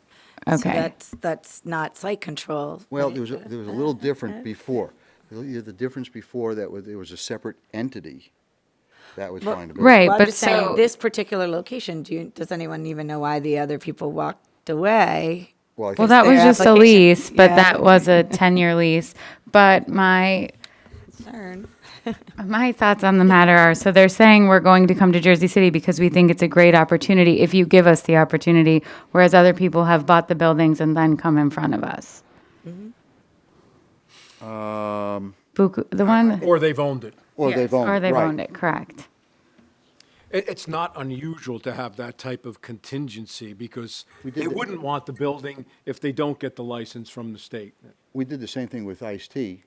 His contingency was on closing with absolutely no contingencies left. And I think you made it a condition that they provide either proof of site control by way of a recorded deed or something to that Correct. effect. I would just say that it's, in my experience, it's pretty typical to have for a facility intended for cannabis licensing, that you'd have a contingency. I mean, I closed on a 21-acre farm in West Amwell that was contingent upon getting a license. I don't disagree if that's the only contingency. Yeah. As I said a few times already, is there any other contingencies that I'm is not aware of outstanding? any other- Is there a mortgage contingency? No, I know that's the question we addressed at the outset. I don't believe so, but I will check. I don't believe so. I don't believe there's a financing or mortgage contingency. And I don't believe we're within due diligence contingency. Well, let me ask you this. I don't have the contract with me, though, so, Yeah, and or I my can notes. find it here, but is the contract absolutely, if it's, there is a mortgage contingency, or if there is the option of mortgage contingency, is your client prepared to close 100% all cash if there's a problem, without any question of closing? That's an appropriate question and they can answer that question. I am not aware of any contingencies other than the receiving of the license. Is it an all-cash deal? It's structured, I believe, as an all-cash deal. Again, I don't have the contract in front of me either, but I think Mr. Rothstein is correct. I don't see a mortgage contingency. in No, this I don't So believe it therefore, is. the only contingency that you have is actual licensing. Yes.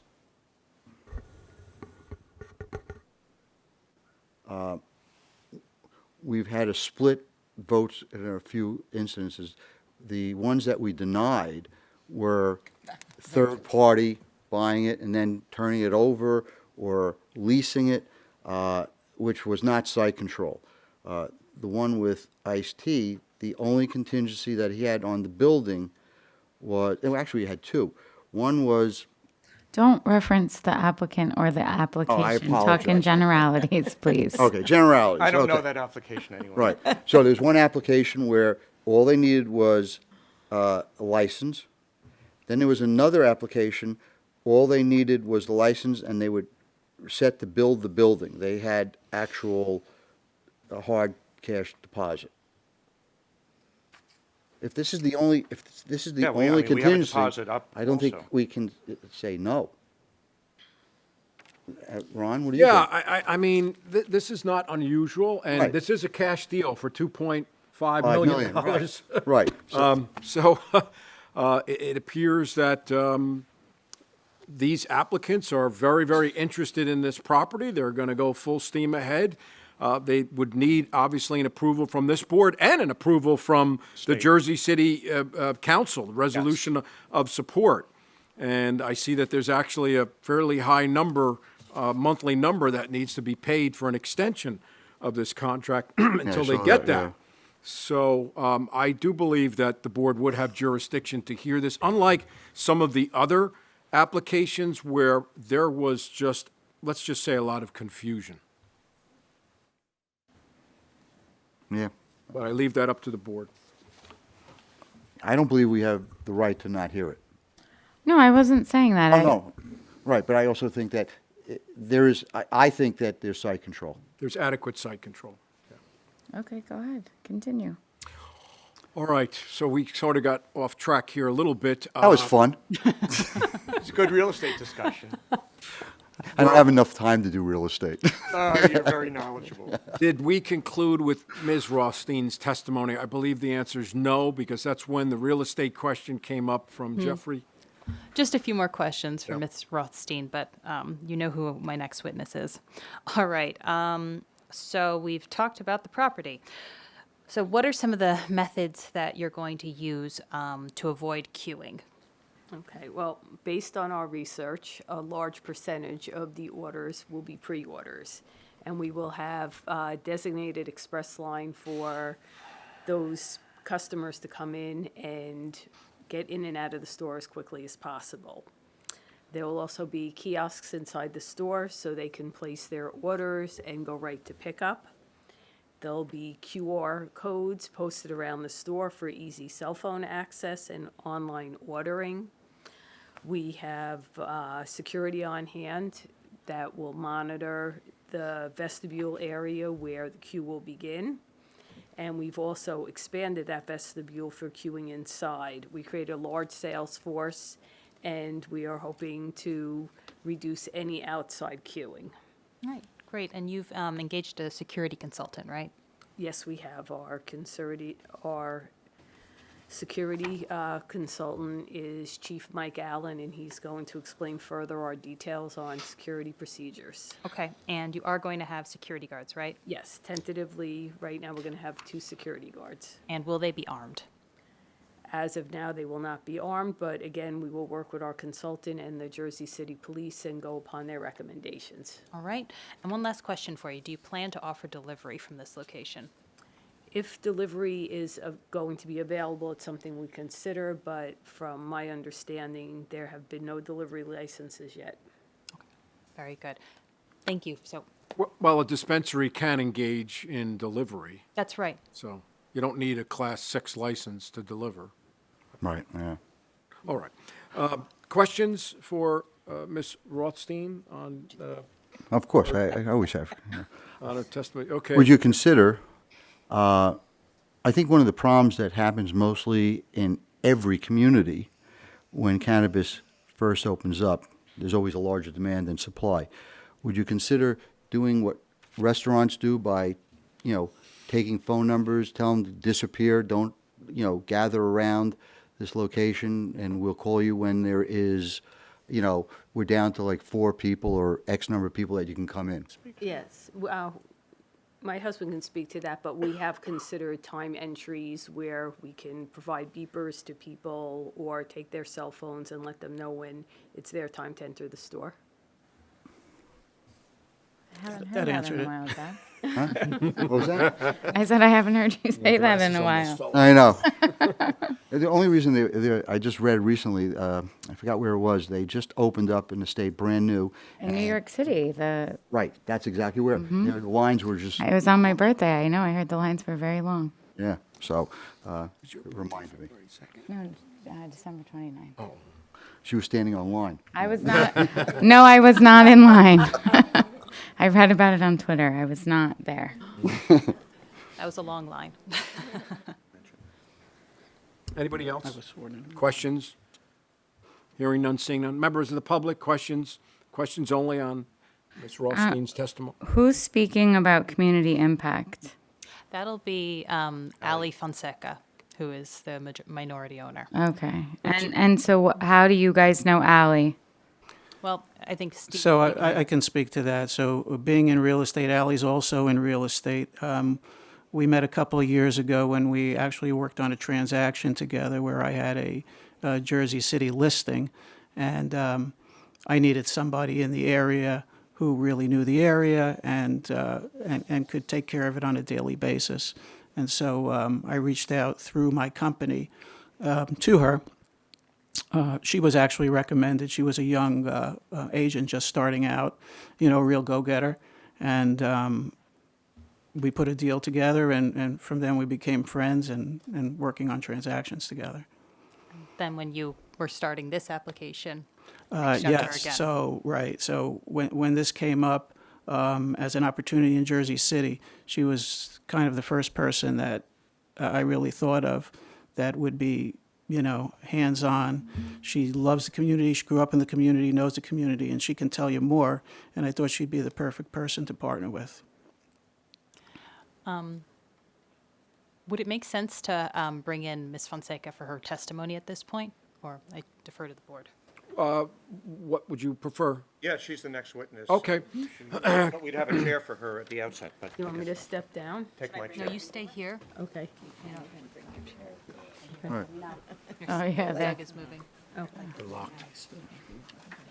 Yep, we'll come back to it. I want to let her speak. Sit here. Sit at the end. There you go.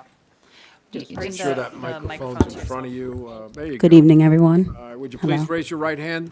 Do you swear affirm the testimony about to give the truth, the whole truth, and nothing but the truth, so help you God? Yes. Put your hand down. Please state your name, spell your last name, and give us your address. Alexandria Fonseca, Fonseca, 352 8th Street, Jersey City, New Jersey. How long have you lived there?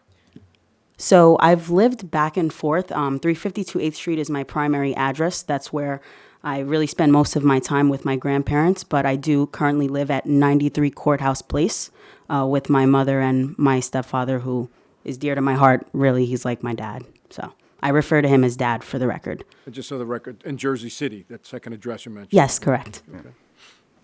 And All right. you're a lifelong resident of Jersey City, right? A true Jersey girl, correct. Well, there are Jersey girls and there are Jersey City girls. You're a Jersey City Indeed. girl. All right, can you tell us a bit about your background? You went to school in Jersey City, right? Yes, so I had the pleasure of attending Rafael Cordero PS37 school for 8 years. Preceding that, I went to HCST County Prep. And my alma mater that's really dear to my heart is I attended Rutgers University for 7 years. I have a bachelor's in communication with a minor in entrepreneurship, as well as pursuing a master's degree in MCM, which is Master of Communication, specializing in public relations. All right, and what is your job Jennifer, currently? put your microphone on. I'm not sure if that is on. Is there a light? It's on. Oh, okay. I think I'm not close enough. I'm sorry. What is your job currently, Allie? Currently, I am a licensed realtor for Coldwell Banker Realty, located at 142 North Ave on Grove Street. All right, and how did you get connected with Cindy and Steve? Yes, so Steve and I, we had the pleasure of working on a very tedious transaction. It was actually an estate. We closed it rather quickly, and throughout that time, I met Cindy. We hit it off. There's really nothing more but the fact that I admire her. She's an entrepreneur. That's what I've concentrated my whole studies on. And when this opportunity fell on my lap and they reached out to me, I seized it. And what is your role going to be? So I will be the communication director, or the director of communication, I apologize. And really my focus is going to be helping Cindy reach out to the community, be active and proactive within the community. But obviously, 510 Summit Ave is very close to my home. So with all of the rapid development going on in the area, I understand the true community concern, to say the least. Not to mention, we do have the oldest structure recorded in Jersey City, built in 1690. So, personally, I have a deep connection to really make sure that space is honored, being a lifetime Jersey City resident as well as a real estate agent. So my question is, if you're concerned about reaching out to the community and you know the importance of the community, what community groups have you reached out to other than the Jersey City Landmark Conservancy? Yes, so Cindy and I, we actually have a meeting on Saturday with the Jersey City Landmark Conservancy Historic. From there, we'll ask them what other groups to reach out to.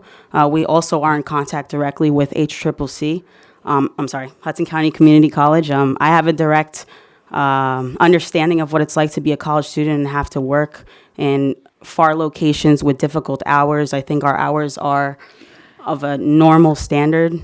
College students can work there, not go home too late. Nonetheless, they're steps away from the university, so they'll be able to go to class and work in between, and that was something we thought would really give back. So, no, my question was, so you guys have already established you met with the Landmark Conservancy, but because this address has already come in front of this board before, I know there's a lot of community concerns about the location. So you're saying you've met with none of the neighborhood No, groups? so can I add to that, because He's sworn in, Ron? Yes. Yeah, he's Okay. sworn. Yeah, so I've had conversations to that point. So we've had some very good conversations with the Jersey City Parks Coalition, with Laura Scolar. And we started talks with a group called Women Rising.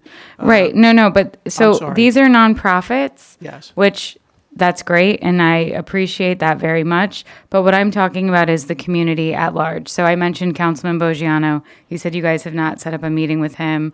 There is a very, very active neighborhood association called the Hilltop, and these are the people that, again, nonprofits are great, and we do want you to give back to the Jersey City community. But one of the things this board's job to evaluate is how you're going to fit in the community in which you're going to exist, right? So because this address 510 Summit Avenue has come here before, and it was tabled because there was a lot of concern from the neighborhood because the applicant had not conducted neighborhood meetings, so the applicant opted to table the application to meet with the neighborhood, but you guys are saying you haven't met with the neighborhood. So to me, I feel that it's sort of unfair to proceed knowing that we know there are neighborhood issues, and they're saying they've talked to Laura Scolar, who is great. I'm working with her on a separate project, but she represents the Parks Coalition. That's not the city. That's not the community. I don't know if Jeff actually works with her. I would just note that it says that there was beginning talks with my department, and I don't No, know they if said it- Hudson County Community College. I didn't. Oh, well, No. Page no. 5. No, Where Hudson does it say that? Hudson County Community College, she said.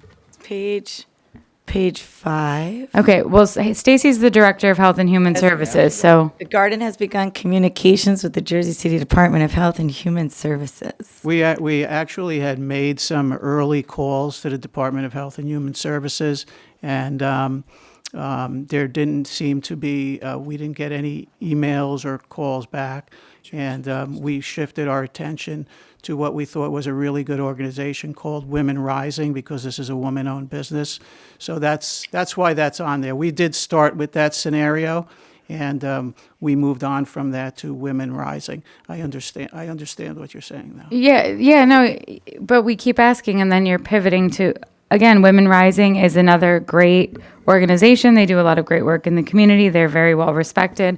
I think they've been here did they just celebrate 100 years?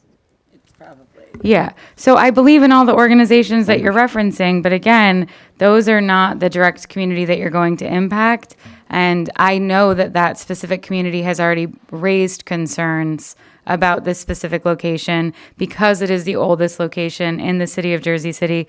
And if you're saying to me that, which you just testified, that the community, and you're born and raised in Jersey City, and it's very important to you to be the liaison. So it seems like you guys have already missed a step because you haven't met with the community. And that's... Right. And if you've been sitting at any of the meetings, especially earlier on, and listened to the other applicants, they have met with the surrounding community. And people have come out either in favor or against. And I agree with the chairperson. We are aware of the previous application on this site, and there was a lot of dissent, and the application never actually came before us. So it would behoove you to meet with the council representative of the area, and more importantly, the different neighborhood groups, especially the Hilltop. That would give if I'm speaking for everybody here, that would give us the confidence that you've truly reached out and listened to the surrounding neighborhood to have their support. So the way that I feel about this, and I'm speaking for me, and they can agree or disagree, but our job is to vet these and make a recommendation to the council. Correct. And I have always felt that it's important for applicants to speak to the neighborhood and to the community in which they're going to exist. I say it all of the time because that's who you're going to directly impact, and that's who you are going to impact on a day-to-day basis, but that's also where the quality of life issues may exist. So if you're not meeting with them to already address their concerns, to me, that's not a sign of good faith. Because if I were going to open a business, I would want to meet with the community. I would want to know my neighbors. I would want to know the other business owners.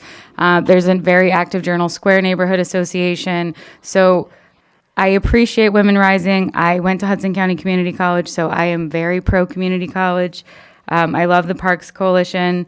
I think the Landmark Conservancy does great work, but you haven't mentioned any city agency that you've spoken to, so not historic preservation, which is a big part of this, and nobody in the community, which is concerning to me regardless, but especially because I'm aware of the concerns when the first application came in front of us. Right. And also, to your benefit, if you remember in the very beginning, there was a statement that was read. What we vote on is not your application for approval. It's a recommendation to the Jersey City Council. And if you don't go through all these steps, your council meeting is not going to be too pleasant. And they're the vote that really counts, because it's their resolution, their recommendation to the state to get your annual license. So it would behoove you to request postponement to the next meeting to give you an opportunity to actually meet with the neighborhood groups, the council representative, the historic commission, and get all your ducks in a row. Or you could just, throw the dice and see what happens. All right, so I think this has come to a head, and I'm guessing that you may need a minute here. Yes, Mr. Byrne? Yeah, no, I would say that I certainly respect the board's recommendation, and I can understand that you wouldn't want to get out in front of an adverse situation with the councilmen or other governmental officials. We've been concentrating on what we call NGOs, non-governmental, and the nonprofit sector. And I think we've done some pretty good networking there, but I hear the recommendation, and I certainly would welcome the opportunity to talk to the councilman, and especially if he has some views, because we think we can share information with him and perhaps come to a meeting of the minds, or not, but I would. But you I would also should say- meet with the neighborhood Well, groups. so what I would recommend is, I would recommend what I would do is postpone the application. We're going to have another meeting in 2 weeks on February 27th, not on Sunday. And just meet with him. He will tell you the neighborhood associations that have concerns. My personal opinion is if you get in front of them and you explain your plans to them, you're going to have a lot less trouble down the line. So that would be my recommendation, but it's your application and you can proceed how you wish to do so. But I would just take a 2-week pause, meet with those people, and then come back. Is that enough time, 2 weeks? Well, we'll see. I think we'll make. Or some we have calls. March 6th, right? Yeah, so there's a meeting in a month. We have 4 meetings, so we have this meeting, and we've scheduled 2 special. I mean, for myself, I would say probably March 6th would be the better opportunity. Then we can come back. We will have met perhaps with the Hilltop group, with other community groups, as well as the councilman. All right, is there a motion to carry this? Well, if I may, we did have the security consultant come down from New Hampshire. Would you like to hear testimony from him so he doesn't have to travel? Yeah, again? that's fine. Yes. Okay, Good idea. great. Then, Ally, would you mind giving your seat to Mike Allen? Oh, yeah. Thank you. The meeting in March is the 13th. Oh, well, I don't know the dates anymore, March 13th, apparently. Mr. Byrne. From now on, I will defer to you, Maynard, and you, Markia, and I will not say anything else about dates. That's fine. I promise. Welcome, sir. Please raise your right hand. Do you swear affirm the testimony about to give the truth, the whole truth, and nothing but the truth, so help you God? I do. Please state your name, spell your last name, give us your address. My name is Michael Allen, Allen. My address is 47 Bailey Drive in Rochester, New Hampshire. Got some great breweries out there. There's a few. Yeah, I'm right near Portsmouth. That's where they're all located. Your witness, counselor. All right. Mr. Allen, you've been hired as a security consultant by Garden on Summit, correct?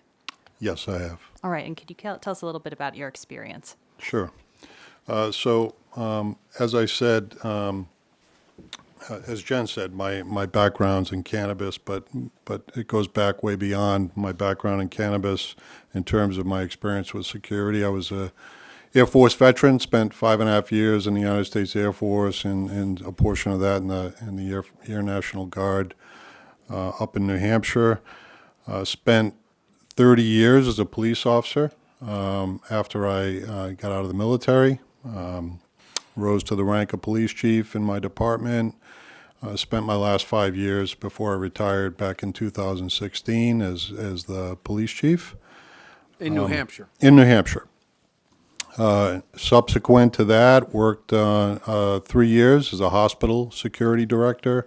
So spent some time on the private sector there. And then while doing that, began work in the cannabis industry as a consultant. I had the unique opportunity when I was a police chief to have a cannabis facility open up in my community.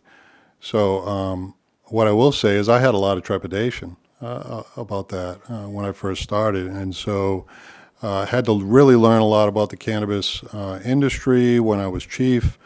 and then once I retired, started working part-time as a consultant, which has morphed into a full-time business for me. I have done cannabis consulting work in Massachusetts, New Hampshire, New Jersey, Rhode Island, Florida, really quite a few states around along the East Coast.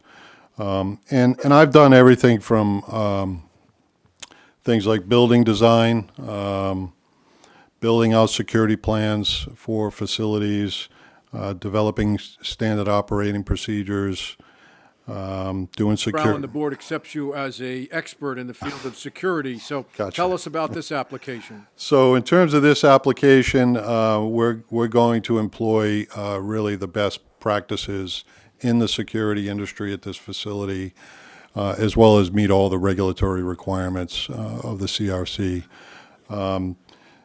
High-level overview of the security at the facility is, I think it was mentioned, we're planning to have unarmed security. We'll hire a local licensed security company to provide that level of security. We'll have security inside and outside the facility.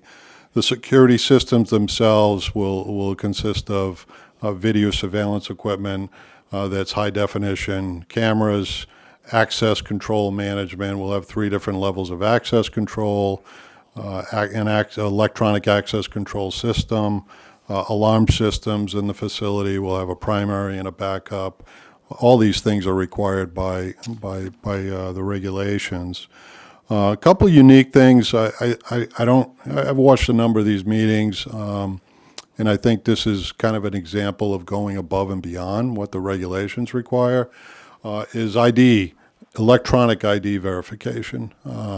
That's a system, it's an important system to put in place to prevent diversion and ensure that nobody under the age of 21 gets into our facility.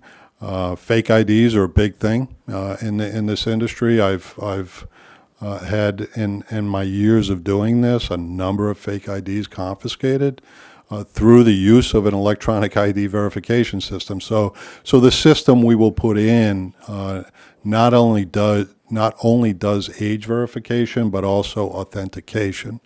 So that will scan the ID for microprinting, holograms, things like that, security features that are built into the IDs to ensure that we're doing our due diligence and ensuring the safety of the community and ensuring our products don't get into the hands of minors. The other thing we do is training. That's something that I personally do with all employees of clients of mine. I do training on the security systems themselves, do training on de-escalation tactics.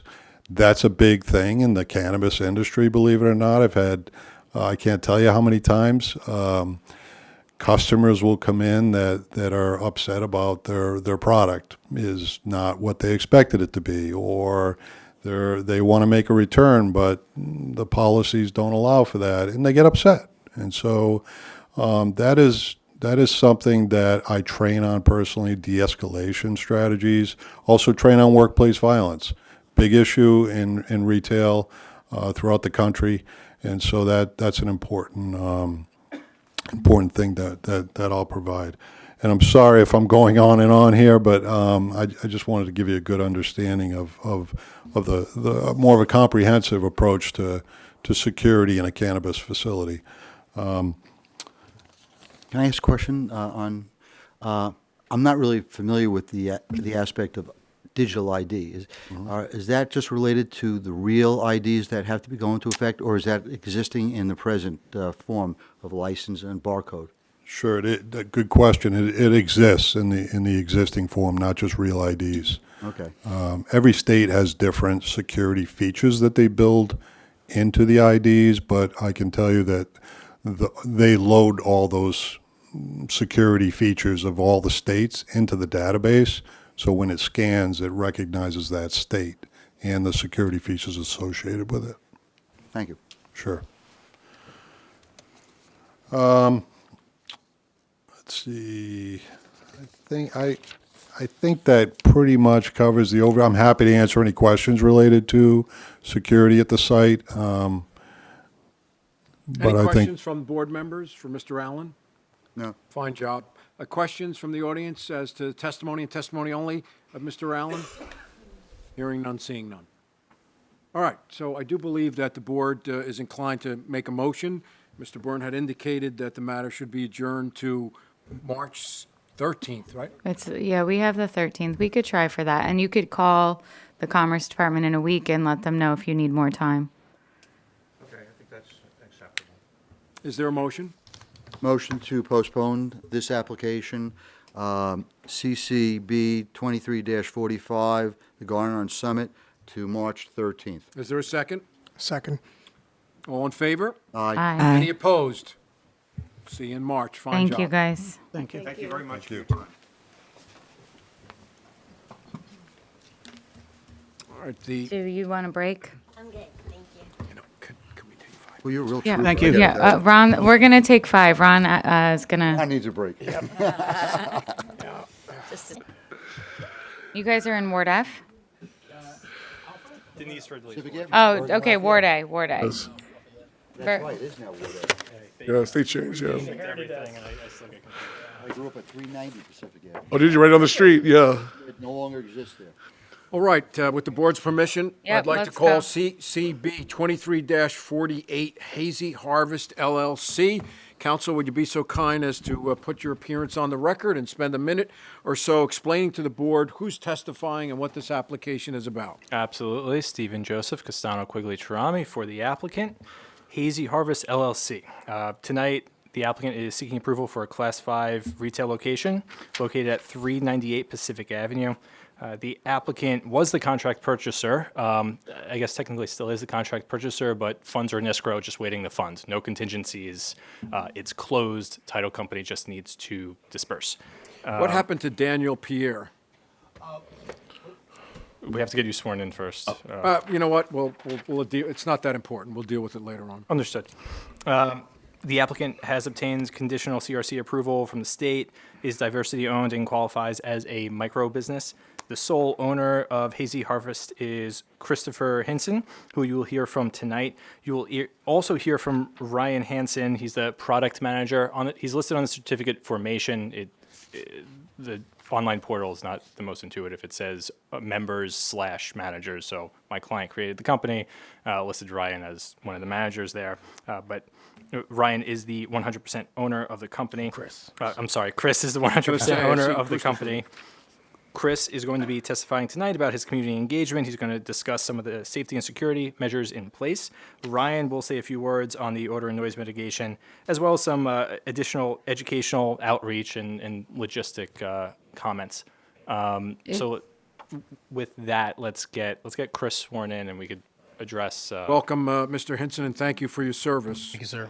This is the first disabled veteran-owned business that I've had the pleasure of hearing. Thank you, sir. Please raise your right hand. Do you swear affirm the testimony about to give you the truth, the whole truth, and nothing but the truth, so help you God? Yes, sir. Please state your name, spell your last name, and give us your address. Christopher Hinson, Hinson. Address is 8 Tillow Road West, South Orange, 07079. Sorry, a little nervous. And I just said my name and address. Yeah, and what else? I'm sorry. Is this a micro business? Yes, ma'am. Okay. Yes, ma'am. You're a witness, counselor. Okay. So, Chris, why don't we actually start with some of the board's questions from the past application? Why don't you tell us about the councilwoman you met with and June Jones? You did reach out to them about this application. So just to talk about that, coming into as a dispensary owner into the neighborhood we're coming into, I see it especially as cannabis being a new thing in this city, and that we want to come out with our best foot forward. We want to come out with a social equity kind of frame of mind. I have a long history in my my career of not only serving the community in military, Navy, and Army, but also since I was a kid, Meals on Wheels, United Way. I've worked for United Way of King County, just various volunteers opportunities throughout my life. So I understand the importance of really making a positive impact to the community. So in order to do that, I wanted to try to get up to speed and try to reach out to and network with people who are the decision makers and real active in the community.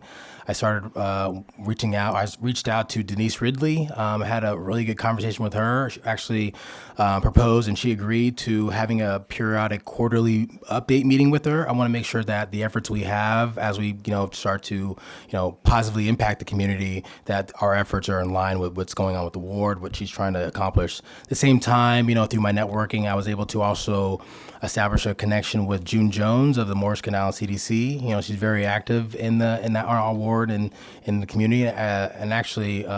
Also, she's down the street from our shop. So I actually took a couple of days to walk around my neighborhood just to introduce myself to my neighbors. I actually have one of my neighbors, Alma. She's my next door neighbor, Chico's. She came down to support. But that was basically my mindset coming in. I kind of feel like as a dispensary, we can really make a positive example of standard of how dispensaries can give back to the community, how we can partner with the community, not just providing, cannabis in an affordable and convenient way, but we can also come up with partnerships and ways to not only beautify our area, but also to maintain and improve safety if we can. So, Chris, why don't we get into some of the specific relationships you've established? I feel like every time I talk to you, there's another 3, 4, 5 people that you've talked to, but why don't we try to focus on a few of the larger and longer standing relationships that you've established? So, sure. It's for the way I see it, and because of my history in volunteering, community service is an ongoing thing. You make connections, you build relationships, and as these relationships kind of manifest and cultivate, you find ways to give back to the community. So I'm always trying to find ways to reach out. We've reached out to some churches, one in particular, Mount Olive House of Prayer. I know one of the deacons there. They're off of Central Ave. They have some structural issues with their church. They have 75 members currently, but they could have a capacity of over 300 plus, but their second floor is really demolished. So we had a great tour of their facility. We're coming up with plans that's wouldn't be approved by their church group, but to give money to help with their initial repairs and then come up with ways to, basically finish their major repairs they have. And I have plans to do that, trying to bring together other community members. But at the same time, we've reached out to Backpacks for Life. They're, because I'm a disabled veteran, I wanted to reach out to and make an impact with veterans around Jersey City. So I was able to reach out with, I'm just giving my name, Alexandro. He's the CEO there, and we've also given to their organization. And Backpacks for Life, like I said, they give backpacks with certain supplies. That's something as a logistics officer in the Army, I'm very aware of and how to build those supply chains. So we plan on continuing the conversations with him to see if we can do more and team up. Also, you've heard a lot about Women's Rising. We've actually reached out to them as well. Part of my team has reached out. We've also given to that organization. Deliverance Children's Ministry, Triangle Park Community Center, Angel Cares, and Building Blocks of New Jersey, just to name a few. Yeah, but and Chris, there's a whole bunch of organizations listed on your community impact statement. So if the board wants to ask some more specific questions, it can also add, and I see the community impact statement, and we can really try to get into this almost as akin to a business plan. It's an ever-changing document, or can be, as the needs of communities, kind of change and evolve. So, you see the community impact plan. We plan on, there's really good points in it. But as time goes on and we get to know our community, we plan on adding and even subtracting it as we see fit with the needs of the community. So.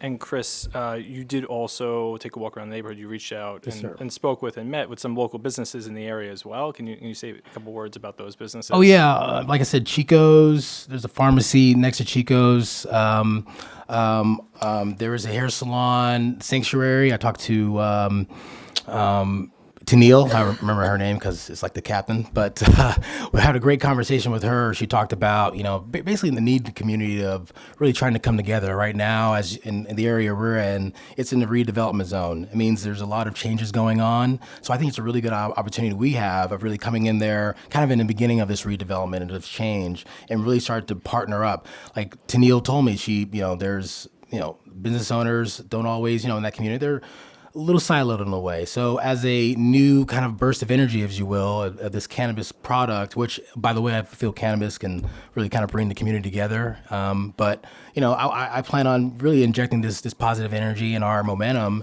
and trying to build these kind of alliances, if you will, to see how we can we'll start with the block we're on, with the members that I introduced myself with around the block and more, and starting from there and see if we can build these coalitions. So. And Chris, kind of leading up to that, through that, and currently you're also working with the police department as well. Yes, so yes, sir. I actually also reached out because another element of this is security, and like I have my product guy Ryan. He's going to be handling that, but it gives me an opportunity to handle all operations. And as a military veteran, I see security as a very major thing. Reached out to our local police department, talked to our community liaison Vanessa Cabrera.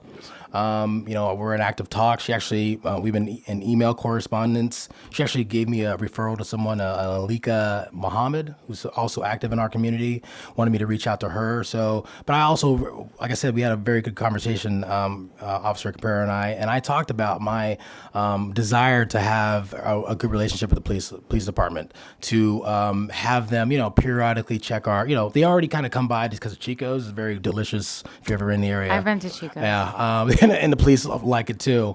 But, I want to build a relationship with the police force, not only so they can have eyes on our security to make sure we're up to code and speed, but, if there's any issues with safety, I want to, make sure, we're adhering to that. I'm sorry, ma'am. Which district? Oh, I'm not, ma'am. I'm not that old yet, but which district are you with the Jersey City Police Department? Are you the east or the south or the west? The east? East. So, okay. All right.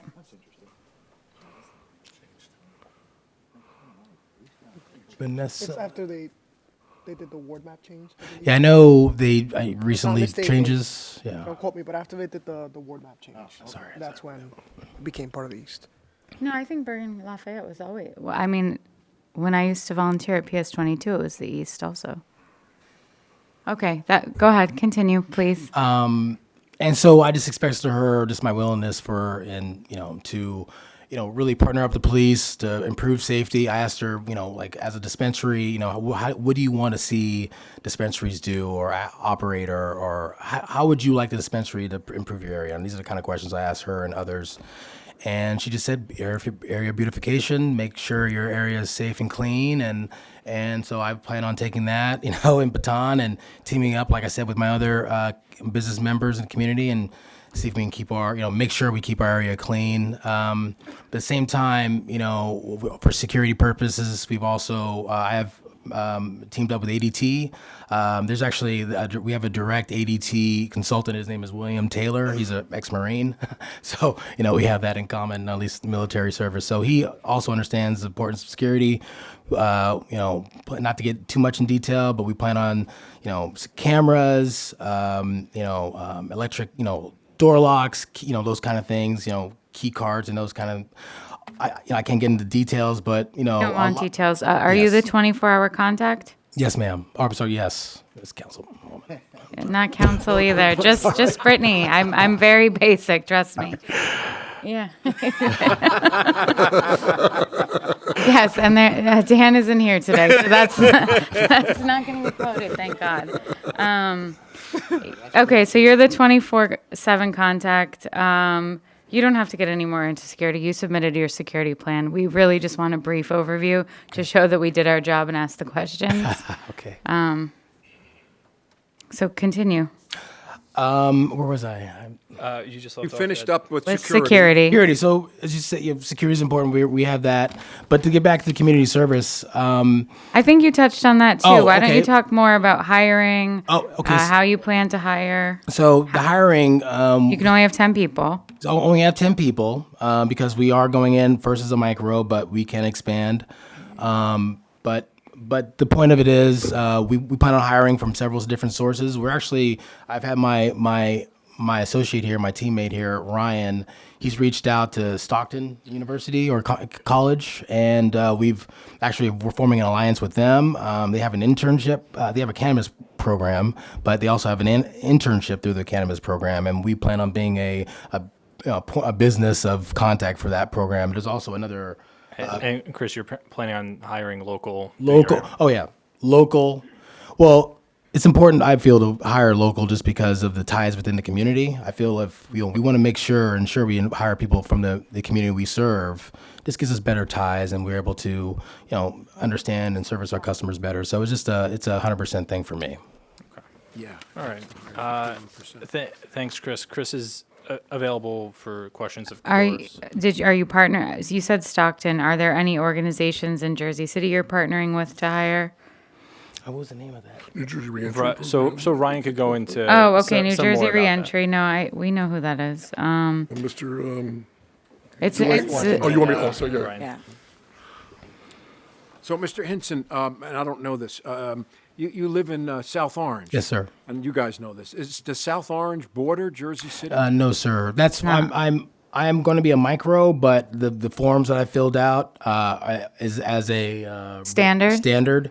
But because we're starting off small, So you're amending your application to be a micro business. No, we're not amending. I applied. Let me help you out. I'm sorry. The only way you can qualify as a micro business is if you send an affidavit to the CRC indicating that you will hire at least 51% of either Jersey City residents or folks that that live around and surrounding and bordering towns of Jersey City. Yes, sir. 51%. Yes, sir. And I believe I've signed that. That should be in my packet as far as I know. So 6 people that you hire would have to live in Jersey City or the bordering towns. So Yes. Jersey City, Hoboken, Union City, Bayonne, I think North Bergen. Yeah. So Should be a very easy task to do. A lot of people. yeah, you have a lot large of people in that area. Yeah, exactly. So finding 6 should be an attainable goal.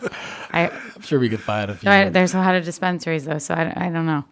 Well, it's funny. I mean, not to get into too much, but I've been kind of going around like networking, meeting people, and I've already met a few people who live in this, in Jersey City and the surrounding area. One person, I'm not going to name names, who just graduated from a University of San Francisco, Jersey City resident, and wrote her own thesis on, community impact and dispensaries. So she expressed a willingness to work for me. I mean, those are the kind of people we're reaching, and I mean, the kind of people I want to look for. I have this, Great. not to get into much of the business model, but I mean, I want to have an educated staff who can educate our customers. That's just. And Chris, you're not located on Central Ave, so I am not. I'm not. Yes, sir. I'm not. So I won't be abstaining. So you're going to start off with how many square feet? Maximum 2,500 would be the dispensary Right. size, but bathrooms, Total offices. area of our shop. I mean, on the thing it says 1,300, but retail space maybe 800. So it'll be well below the micro. Yeah. Like everything about us is micro, but we're applying for the regular just because eventually we'll grow. We want to scale, but it's just because we're starting off very meager. Does the space allow you to expand within? Yes, sir. I mean, there is space, and because of in the beginning, it's just going to be, myself mostly and Ryan. We're going to hire a few people, but it's just going to be us grinding. And then, and as we begin to, scale and get more, customers, then we'll hire accordingly. But Chris, I think the question was more whether you could expand the existing space, and I think. Oh, I'm sorry. I think the answer to that is no. But also we could expand.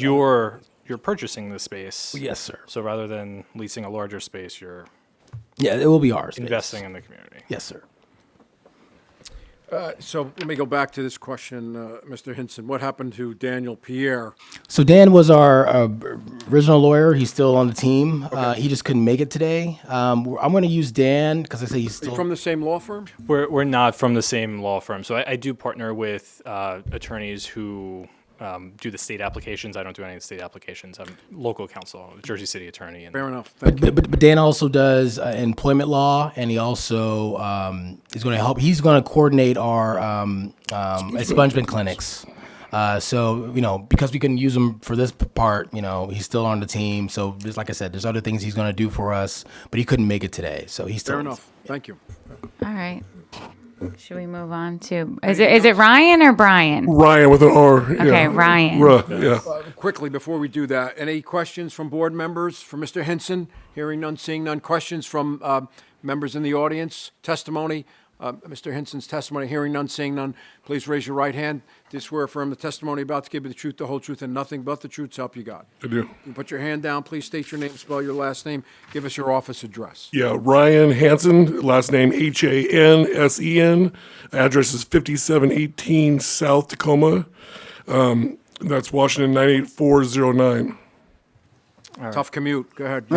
Yeah, from water to water. Yeah. Your witness, counselor. So Ryan, I guess we should start with your job title. You could tell us a little bit about what you do, and you could go very briefly into odor and noise mitigation, and then you could elaborate on some of the more professional outreach related to employment and internships and stuff. So my background was I'm an 18-year member. Still, I'm a steam fitter, local 32. Work on the high rises, and I established a producer processor company in Tacoma, Washington, and we ran that for 4 years and got sold. So I've been in the industry from seed to sale, done all the operations as far as producer processor goes. Excuse me. And my dad was a naturopathic doctor, so I've correlated with him, worked with a lot of patients, donated time and material to help cancer patients, all ailments and health. As far as that goes in Tacoma.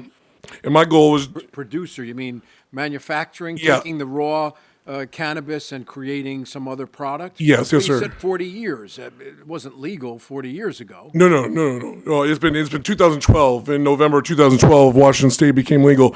We were in medicinal before that, and that's a whole, different from recreational. So since probably 2008? No, 4 years. Oh, 4 years. okay. 4 years. Excuse me. He's not Yeah. including the illegal aspect. No. All right. No. I'm sorry. Go ahead. Yeah. No.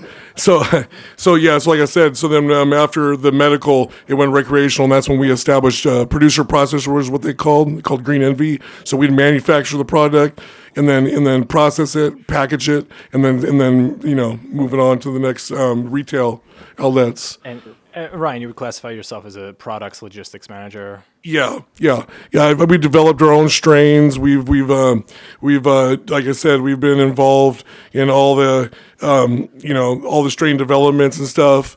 As far as that goes, that's why I want to bring that to Jersey and work with the farmers here. We've signed LOIs with 7 different farms here in Jersey to correlate them with the best, seeds and the best medicine to give to the customers, so people have a wide variety of genetics, because as we say in Washington, different strains for different pains.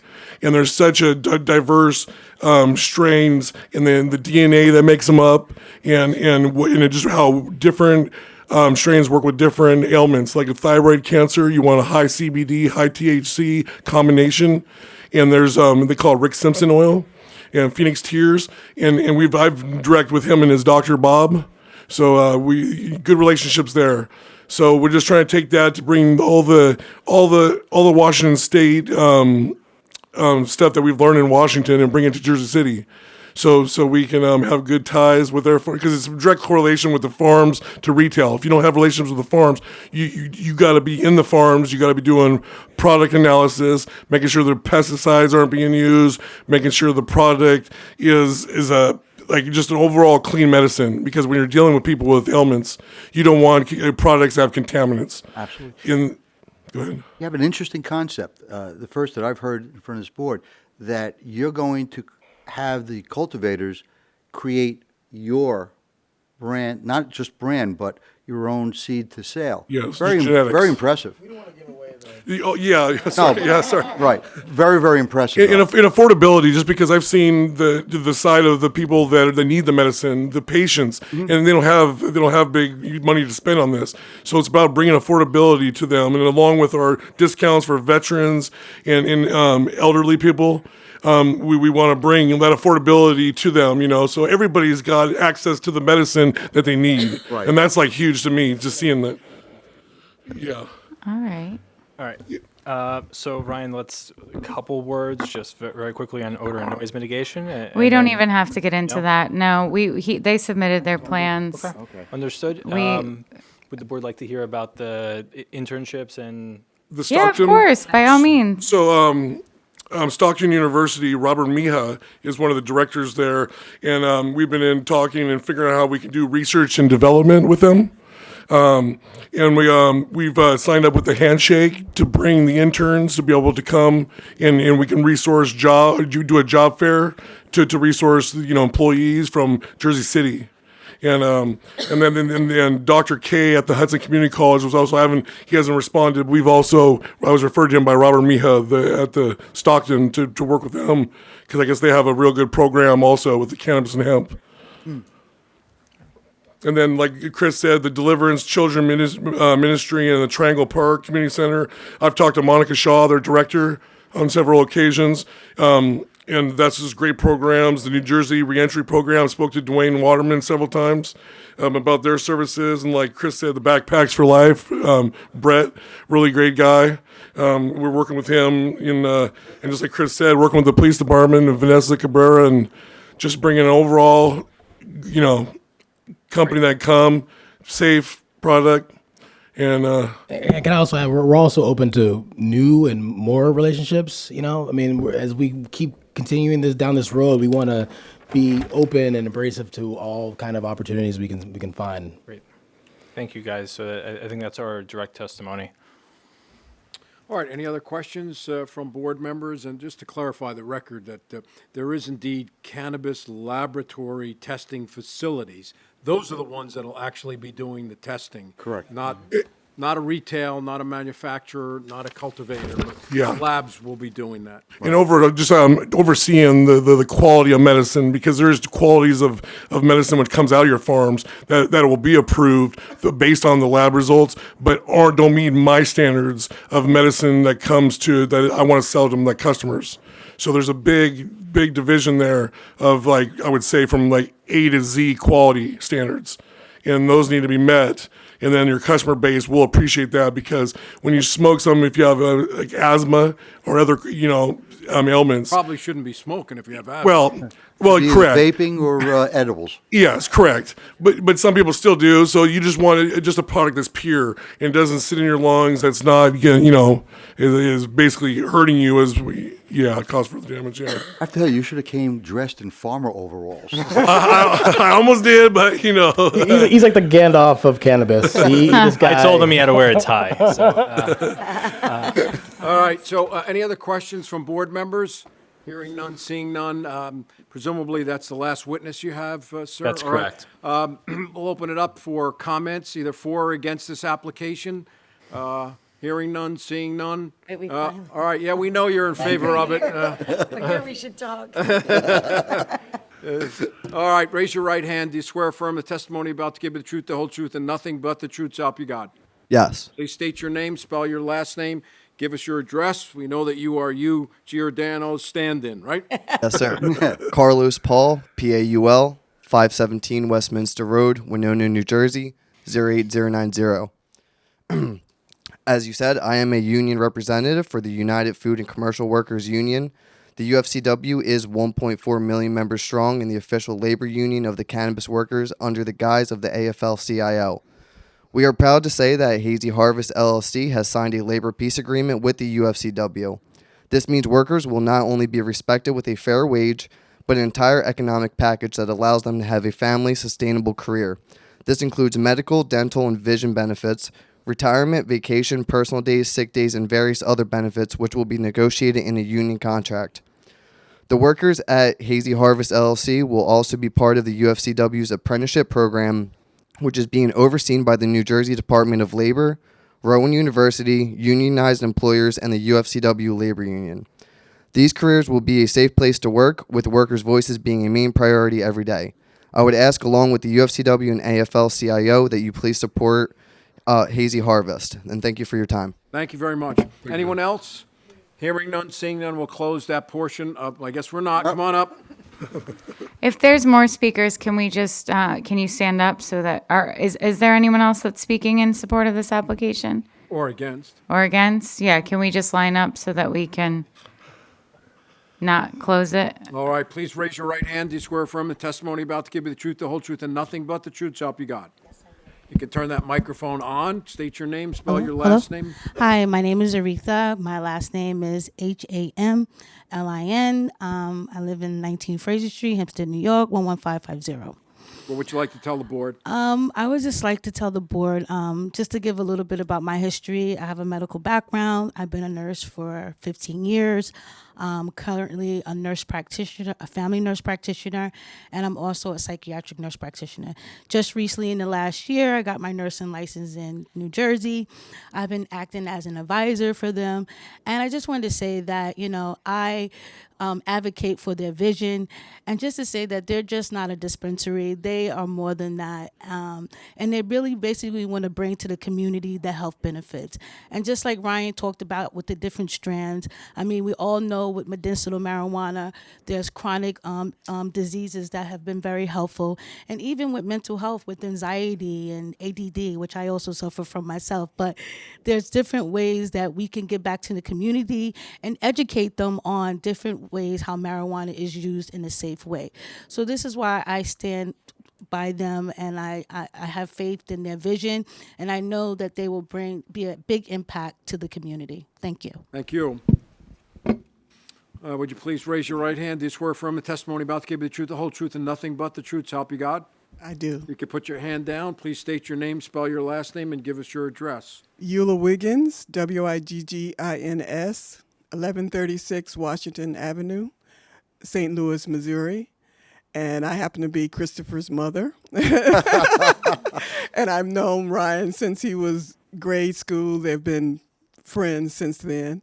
I just wanted to say the reason I'm speaking is just to let you know that my son, who I'm very proud of, his service in the military, I'm also a veteran, and that's where he got it from. But the fact is that he was raised with a single parent. He's an only child, and I always took him to volunteer events. I always, United Way, Special Olympics, I dragged my kid along, Hot Meals on Wheels, because I thought it was very important for him to realize that we may not have had a lot, but there were others who had less. And that if you were going to be in the community, be a part of the community and make that community better because you were there. You can't go wrong with Christopher Henson. He's a wonderful young man, and I'm very proud of him. So that's it. Thank you. Thank you very much. You have a very good mother. Yeah.